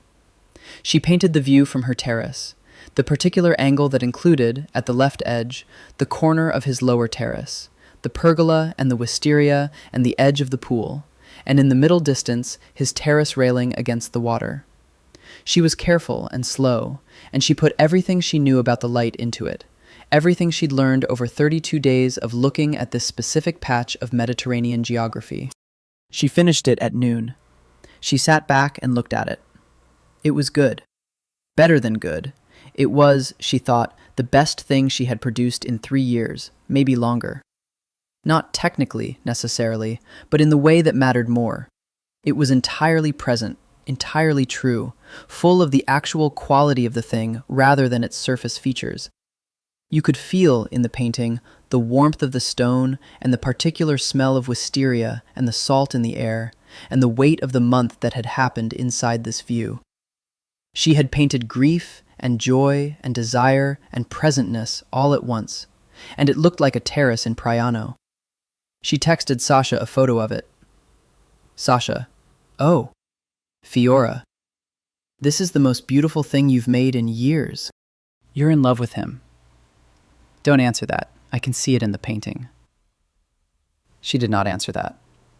She packed her bags in the afternoon, methodically, the way she packed when she was moving through a travel day with efficiency. Her clothes, her books, her professional equipment, the sketchbooks, all of them. The watercolors and the pens, the bluefish coffee cup, which she wrapped in a t-shirt and put in the middle of the bag. She was not, technically, supposed to take the cup, but the owner of the rental was in Rome and would never know, and she could replace it. She was keeping the cup. At 4 o'clock, she carried the painting down to his terrace. She had left it to dry in the sun, and it was dry now, and she wrapped it in the brown paper she'd found in the kitchen and knocked on his door. He answered immediately, which meant he'd been close to the door, which meant he'd been listening for her. She held out the package. He looked at it, then at her. "What is this?" "The view from my terrace," she said, "which also includes yours." He took it. He did not immediately open it, which she appreciated. The instinct to save it, to open it alone, told her something about how he related to things that mattered. "Thank you," he said. "I told you I'd give you the original," she said. He held the package. He was looking at her with the expression she had drawn 12 times in her sketchbook, the complete and unguarded one. "Come in," he said. She came in. He made her a coffee, not the quick morning coffee they'd shared on the terrace, but a proper afternoon coffee, unhurried, in the small white cups he used for espresso, with a piece of local chocolate he'd found somewhere. They sat at his kitchen island, as they had done many times, and talked, and there was no urgency in it. Or there was urgency, the quiet urgency of a last hour with someone, but it was not frantic, it was simply present. "September," she said. "I'll come the 20th, he said, "if that suits." "I'll be there," she said. "I'll always be there." He looked at her. "Tell me what your apartment looks like." She smiled. She described it. The 3rd floor of a Wicker Park building, red brick, a bay window that overlooked a maple tree that would be in full color in late September. A kitchen she'd painted deep green against all advice, which had turned out to be exactly right. The studio around the corner reached through an alley with its north-facing windows that gave the best light for color work. The coffee shop on the ground floor of her building, where she went at 7 every morning, which was nothing like this mocha pot and this terrace and this sea. "It sounds like you," he said. "It does, I think," she said. "This does too, here, but a different version of me." "The version that comes back to itself," he said. She looked at him. Yes. They were quiet. The afternoon light was doing what it did at this hour, amber and particular, making everything gold, the kitchen, the white walls, him. "When I come to Chicago," he said, I'll be trying to be what I am in a different context." He paused. "I may not be immediately—" "You'll be exactly who you are," she said. "That's all I want." He looked at her with that expression, and she thought, he is afraid. A man who has run one of the most powerful criminal organizations in southern Italy for 9 years is afraid of a 2-bedroom apartment in Wicker Park, because the apartment is mine, and what happens in it matters. She found this so deeply moving that she had to look away. "I'm afraid too," she said quietly. "I know," he said. They left together at 6, she to go back to her villa for her bags, he to walk with her up to the road where her car would take her to the ferry. The path they had walked every day, the stone steps, the lemon tree, the cat on the wall, all of it exactly the same as it had been on day 1, and entirely different. At the top of the path, before the road, he stopped. She turned. He looked at her, at the full, actual her she felt, every layer, everything the month had revealed. Then he stepped forward and kissed her, in the warm evening, at the top of the cliff path, with the sea somewhere below them and the stars beginning to appear above. With unhurried deliberateness, the kind of kiss that said, "This is real. I know what this is. I am not letting it be ordinary." When they stepped back, she was not entirely composed, which was fine. "September 20th, she said. "September 20th, he said. She picked up her bag. She walked to the car. She did not look back until she was at the curve in the road, and when she did, he was still standing at the top of the path, watching her go, in the gathering Italian evening. She turned forward. She drove. She arrived home in the rain. O'Hare in August, the specific fluorescent pallor of international arrivals, the smell of recycled air and duty-free perfume and hot asphalt from the taxi rank. All of it hit her with the cheerful amnesia of homecoming. The way her body stepped back into familiarity while her mind was still somewhere on a stone path above the Tyrrhenian Sea. She cried in the taxi. Not dramatically, not for long. Just the specific grief of crossing back over a threshold, of re-entering an old context while carrying new weight. Then she dried her face and paid the driver and went upstairs to her apartment. He called that night, which she had not expected. She had thought he would text. He was not, based on evidence, a phone person.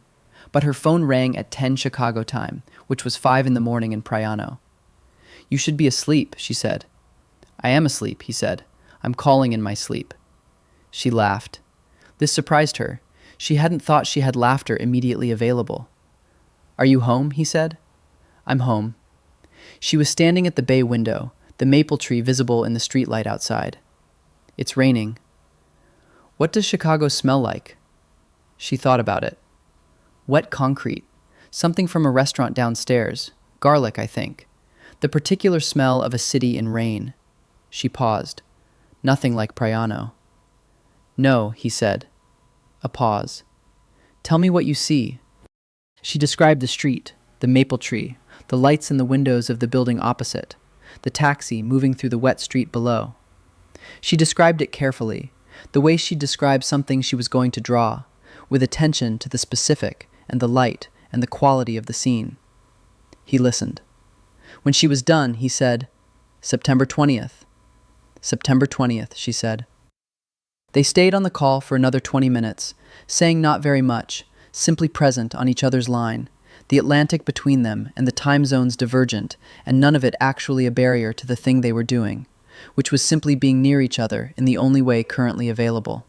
The weeks between were not empty, which she had half feared, but differently weighted. She went back to her studio and picked up her ongoing work, and discovered, as she had hoped, that she had not lost her skills or her eye. But she had gained something, a quality of patience with the work, a willingness to stay with the difficult parts longer, to trust the process rather than rushing toward resolution. Her assistant Maya noted, with professional tact, that her recent work was different, richer. She painted. Not the client work, that was always digital now, but for herself.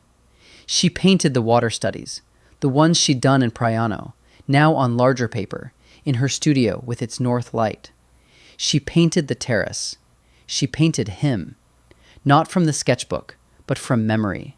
And the memory was clear and precise, which told her how completely she'd looked. She texted him the images.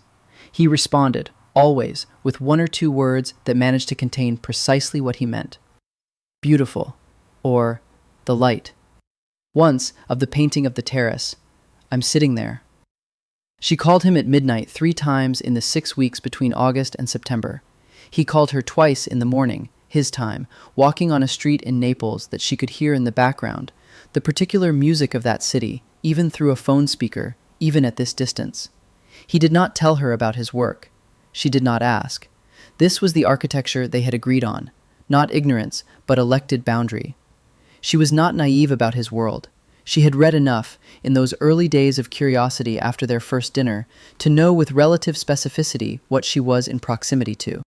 She had made her peace with it in the way that you made peace with complicated truths, not by pretending they were simple, but by knowing what mattered more.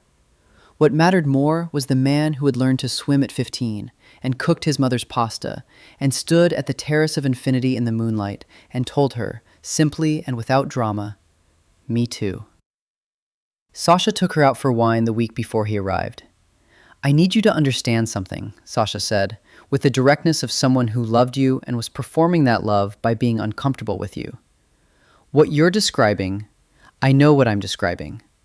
You're describing a relationship with a man who..." Sasha. Sasha looked at her. Fiora looked back. Something passed between them. The specific communication of 2 women who had known each other long enough that full sentences were sometimes redundant. "You've never looked like this before," Sasha said finally.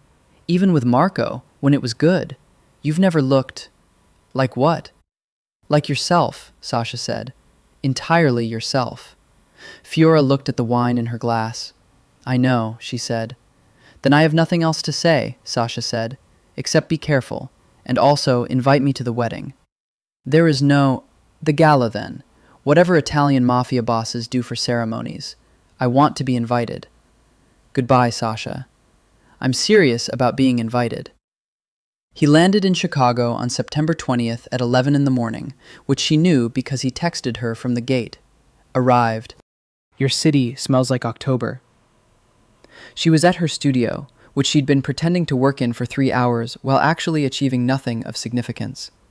She texted back, "Take the blue line to Western. I'll be at the coffee shop." She was there when he walked in. He looked The same was the first thing.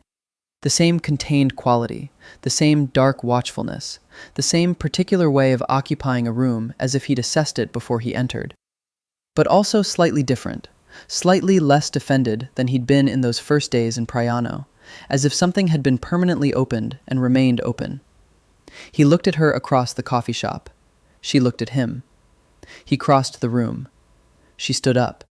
He put his hand on her face, both hands framing her, the gesture she'd first seen that night in her kitchen by the terrace, and looked at her very close, and then kissed her in the coffee shop in the Wicker Park morning, while the barista pretended not to notice, and 2 college students absolutely noticed, and she didn't care about any of it. "Hello," she said against his mouth. "Hello," he said. He moved through Chicago the way he moved through everything, with attention, with the particular quality of someone who was not just looking, but truly observing. She watched him watch her city, which was a specific pleasure she hadn't anticipated, seeing Chicago through his eyes, the grit of it, the industrial scale of it, the particular beauty of the lakefront in late September, with the maple trees doing their annual performance in reds and golds. "It's larger than I expected," he said, on their first walk along the lakefront. The lake so wide that the far shore was not visible, and it felt, in that light, like an inland sea. "People always expect a smaller American city," she said. "I expected it to feel chaotic, urban in a particular way." He looked at the water. "It's composed." "Chicago has a very specific pride in its architecture," she said. "People here actually care about buildings." He looked at her. "I noticed." A pause. "You live somewhere that's made with attention." She smiled. "I chose it on purpose." She took him through her neighborhood, showing him the things she loved about it.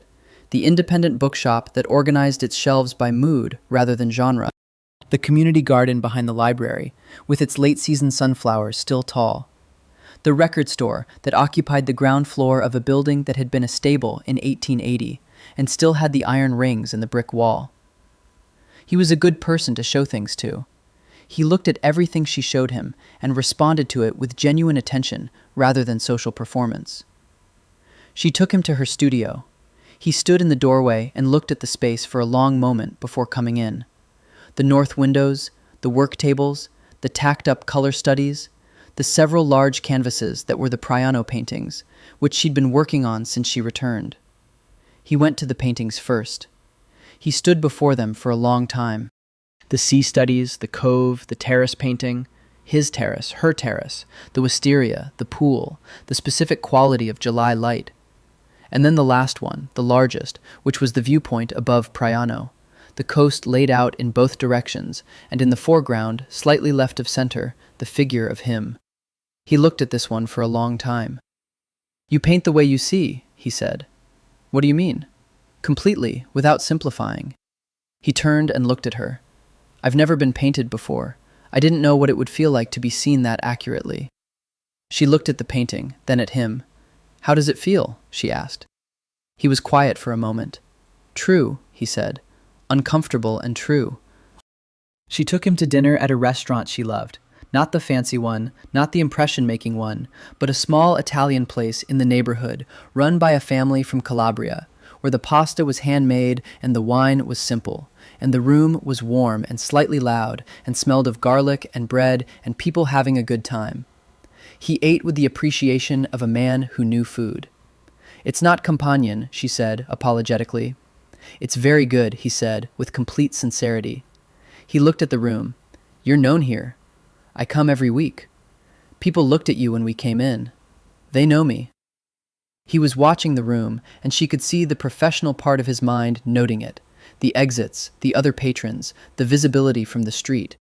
A habit so ingrained it was involuntary, the perpetual situational awareness of a man who lived at a specific kind of risk. She reached across the table and touched his hand. He looked at her. "You're allowed to just eat dinner," she said. Something shifted in his expression. "Old habits," he said. "I know." She did not let go of his hand.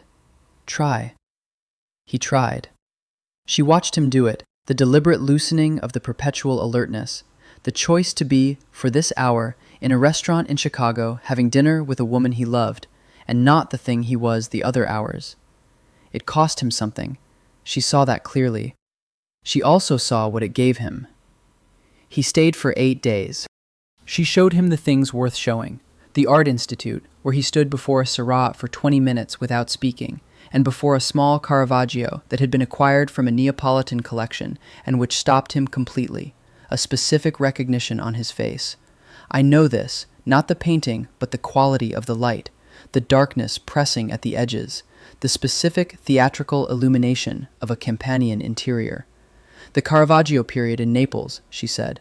I grew up 2 streets from where Caravaggio died, he said. A pause. Or allegedly died. The historical accounts are incomplete. She looked at him. You knew that when you said it. I did, he said.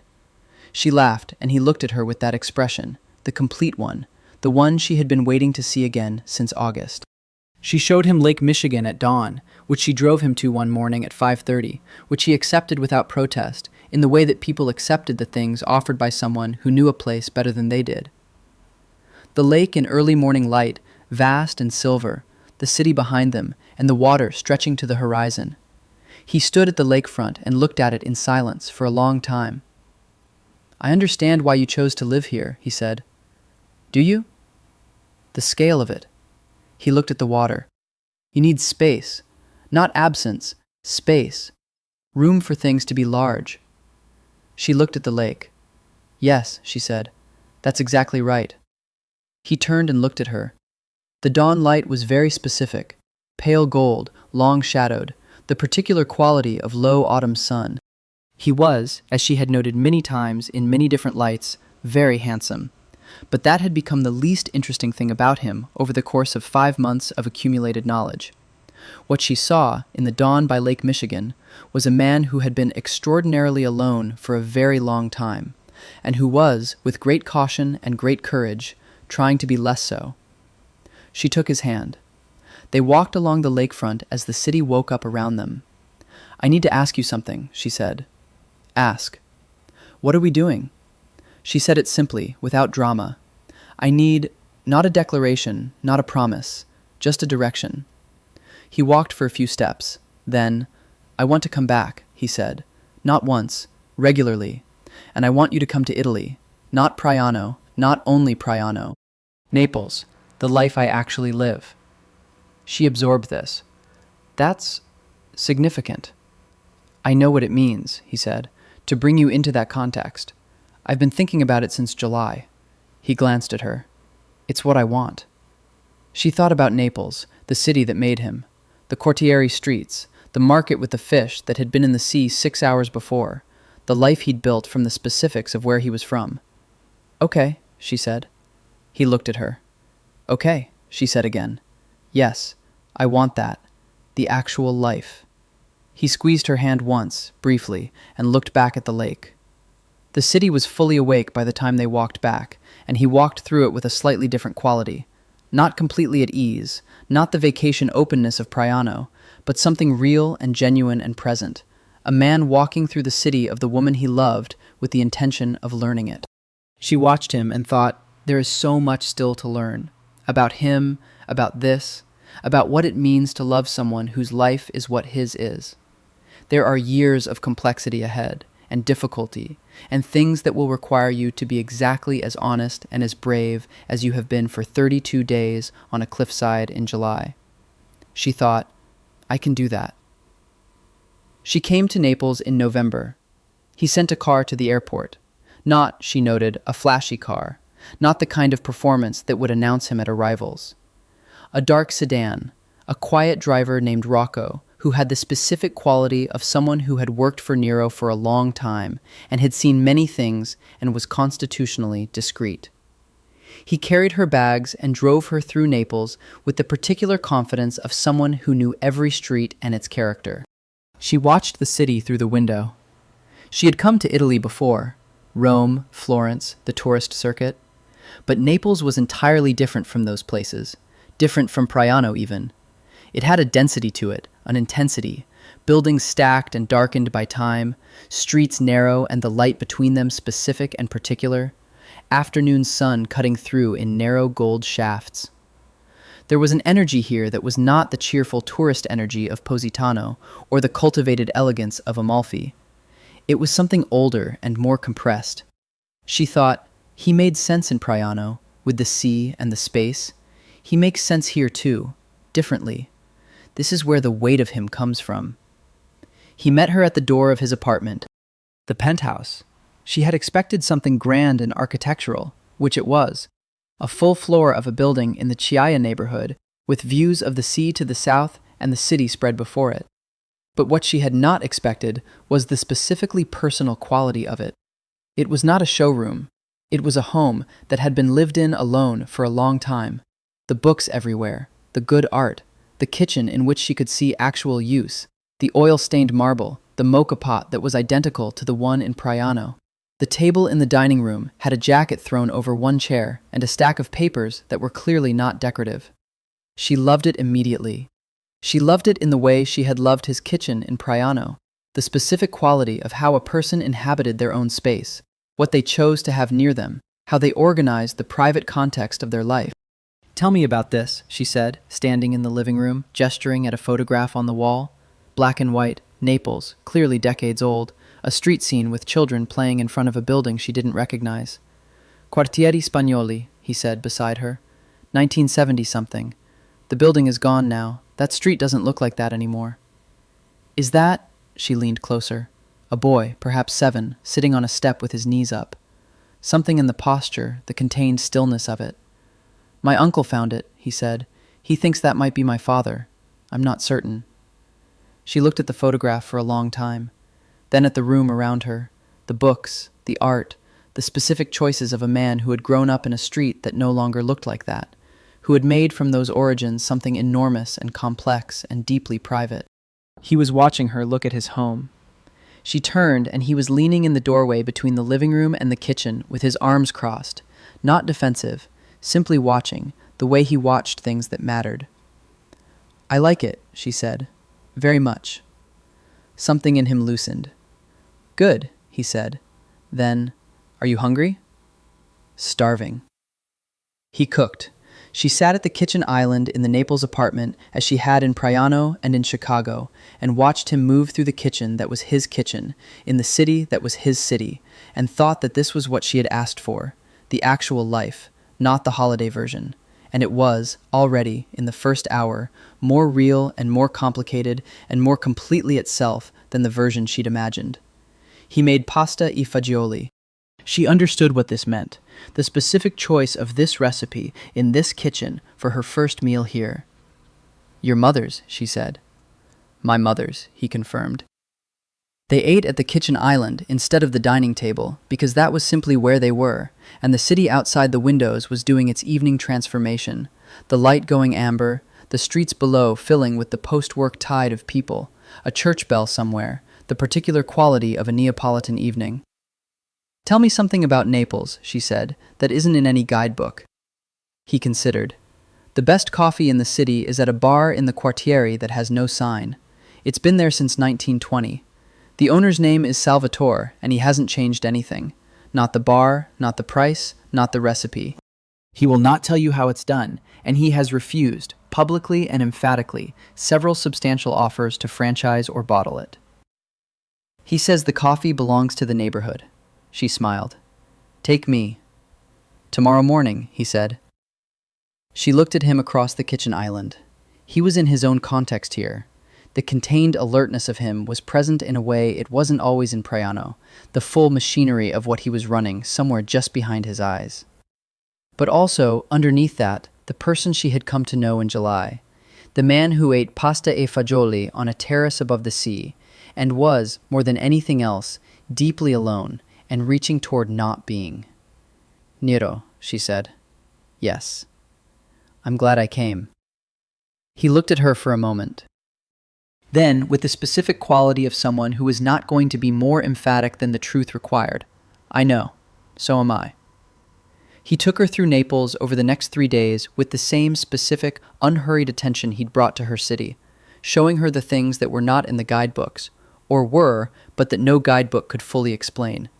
The Duomo, with its empale of San Gennaro's blood. The Cappella San Severo, where the veiled Christ lay in its impossible marble, which arrested her completely, which made her stand and simply look for 15 minutes in the specific silence of a person encountering a work that exceeds preparation. "How?" she said, finally. "Nobody knows," he said, which was not quite true. There were techniques, there were explanations, but was true enough for what she meant, which was, how does stone become this illusion of fabric and skin and breath? "I want to draw it," she said. "Tomorrow," he said. "We'll come back tomorrow." She came back and drew it, and the drawing was not adequate, which she expected, because some things exceeded the medium available for them, but it was the trying that mattered, the sitting with the impossible thing and attempting to understand it through the act of recording it. He had things to attend to during the days. He was, in Naples, more visibly what he was. There were meetings, she understood, and calls, and the presence of the organization in his life was more apparent here than it had been on holiday. She was not included in this. It was the agreed partition, the wall between what was his life and what was their life. She filled the time he was occupied by drawing Naples, the streets, the light, the specific quality of a city that was too ancient and too complicated for any single perspective to contain. She went to the market he'd told her about, the one with the very fresh fish, and stood in it for an hour drawing the fishmonger's stall, and the fishmonger's wife, who noticed her drawing and came over and looked at the sketch and said something in Neapolitan dialect that Fiora couldn't follow, and then went away and came back with a piece of fresh tuna cut from the day's catch, pressed into her hands, and would not accept payment. She brought the tuna home and told Nero, and he laughed, the real laugh, the one that changed his face. "She liked your drawing," he said. She didn't even look at the drawing. She looked. Neapolitans always look. They just don't let you see them looking. She understood, in that moment, something about him, something about where the quality came from, the attention that didn't announce itself, the observation that was total and not displayed. He had grown up in a city that watched, that saw without being seen, that read the world through a long habit of necessary attention. He was, she thought, the most thoroughly himself person she had ever known. On the last evening, she showed him the drawings she'd made of Naples. He went through them slowly, carefully, the way he'd looked at the Priano paintings in her studio. At the market drawing, the fish, the stall, the fishmonger's wife, he smiled. "You see people," he said. "I try." He looked at her across the drawings. "This is what you should do," he said. "More of this, not the client work." "The client work pays for the client work," she said.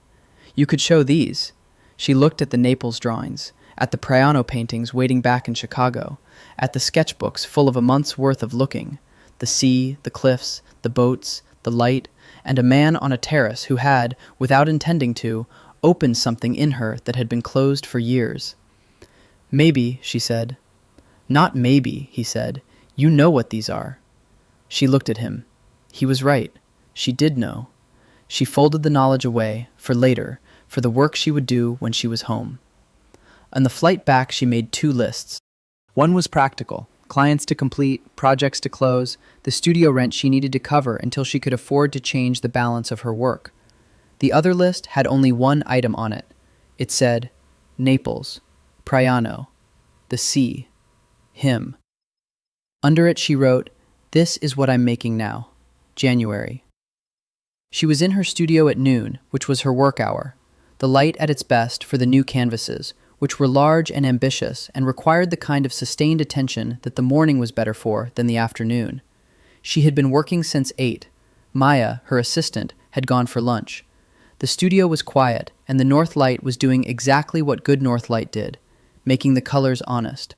She was painting Naples, not the postcard Naples, not the Duomo or Vesuvius or the famous chaos. She was painting the specific quality of light in a narrow Cortieri street at 4 in the afternoon, the gold shaft sunlight cutting through the gap between ancient buildings, and in it 3 women leaning from windows talking to each other across the air above the street. She had sketched this from observation and memory, and from the photographs she'd taken when she thought Nero wasn't looking. He was always looking. And now it was 8 weeks later, and she was rendering it large, at scale, with everything she'd learned about Mediterranean light applied to this northern studio in the gray Chicago winter. It was the best painting she'd ever made. She knew this the way you knew true things, not with ego or performance, but simply as an accurate assessment. The work had changed. She had changed. The month in Priano and the days in Naples and the winter visits that had become the rhythm of her year. He had been to Chicago twice more since September. She had been to Naples once and Priano for a week in October, which was the shoulder season and quiet, and the sea was a deeper blue and the light was sharper. All of this was in her now, and it came out in the work. She had sent photographs of the paintings to a gallery in Chicago she'd been vaguely aware of. Contemporary Italian-American painters, an interesting space in the West Loop, and they had, to her entirely genuine surprise, asked to meet her. The meeting had been 3 weeks ago. The show was scheduled for May. She called him when she got back from that meeting, and he had said, without pause, "I know." "You can't possibly know." "I know." "How?" "Because they'd have to be blind not to." She had sat down on her kitchen floor and laughed, which was what she did when she was very happy and off balance. He had come to Chicago for New Year's. That was the visit when something shifted for the final time. The last layer of maintenance, the last careful management of proximity. He had come with a bag that was slightly larger than the previous visits. She had noted this. She had not commented on it. On New Year's Day, waking in her apartment to the maple tree now bare outside the window and the city quiet under a thin layer of snow, he had said, "I would like a key." She had looked at him. He was entirely composed, which meant he was not entirely composed. "A key to what?" "To here." A pause. "I'm in Chicago more than I'm in Naples some months. Or I want to be." He looked at her directly. "If you're prepared for that."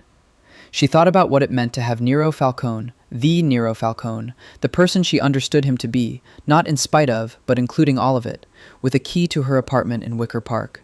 She thought about the disruption and the complication and the ongoing negotiation with a reality that was not simple and did not apologize for itself.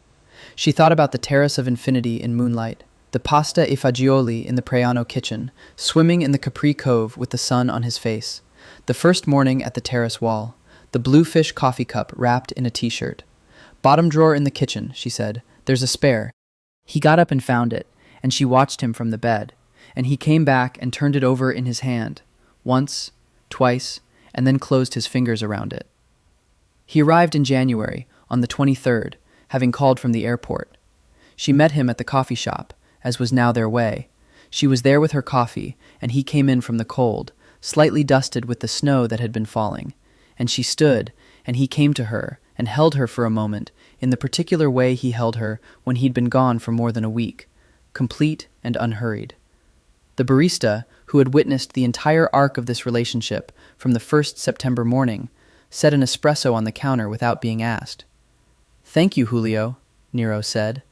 "Welcome back," said Julio. Spring came to Chicago in the way Chicago springs always came. Not gradually, but in a sudden reversal. A week of cold, and then one morning warmth, and the maple outside her window with the first green on it. She was standing at the bay window drinking her morning coffee when she heard him in the kitchen behind her, making his own, the mocha pot sound she knew. She did not turn around. She looked at the maple tree. He came and stood beside her, his coffee in hand, looking at the street. "Priano in June," he said. She looked at him. "I want you there from the beginning," he said. "Not the last month, from the beginning, the whole summer."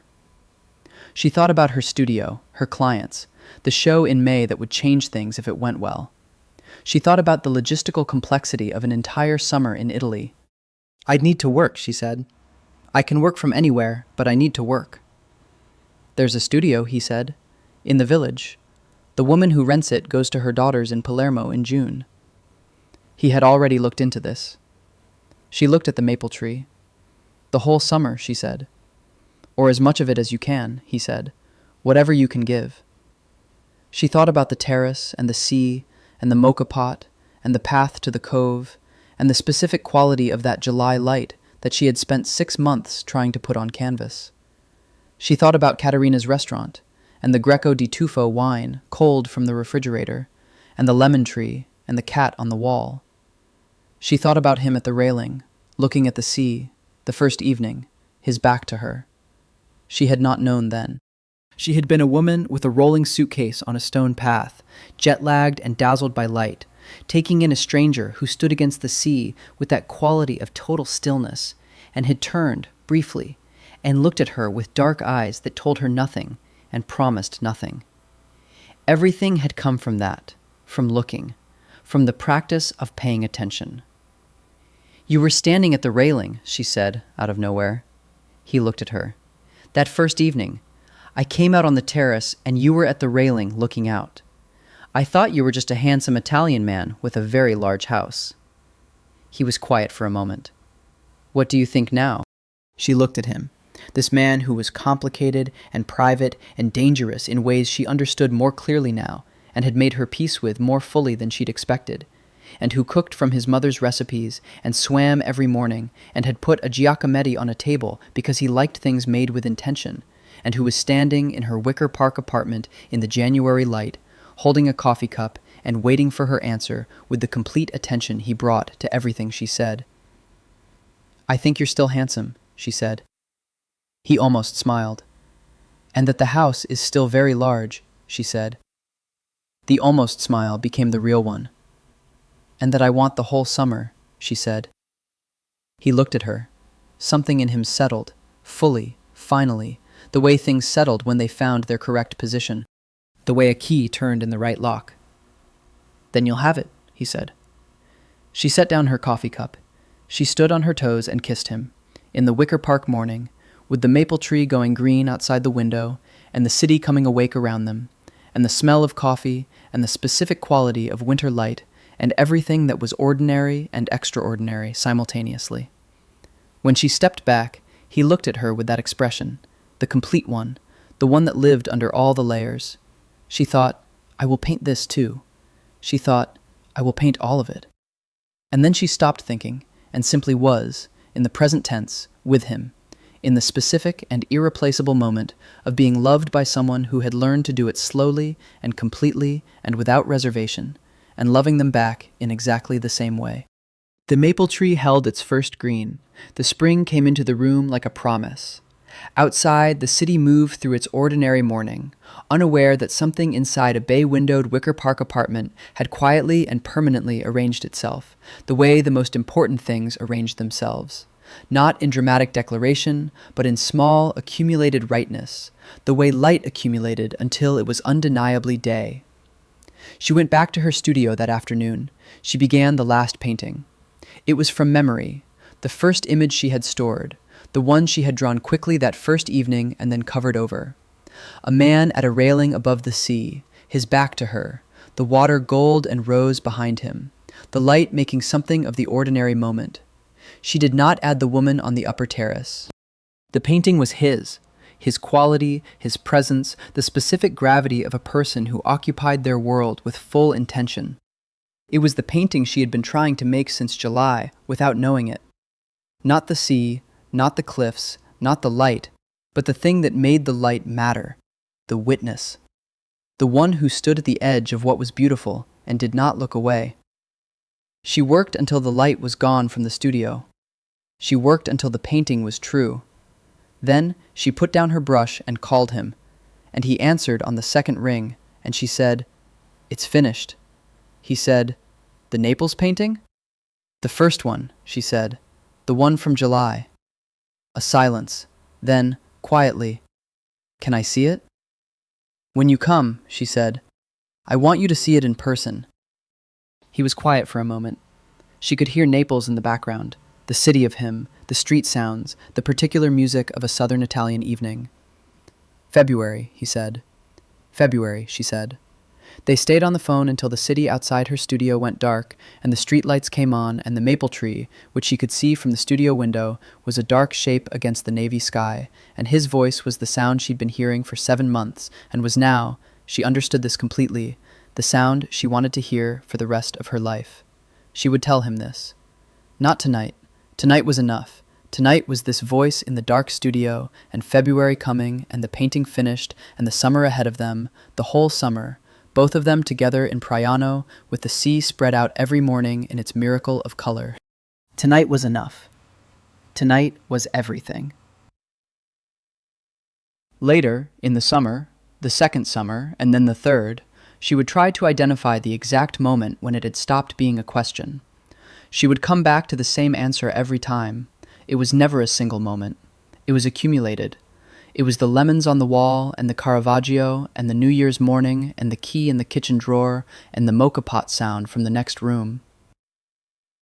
It was 32 days in July, and everything that followed.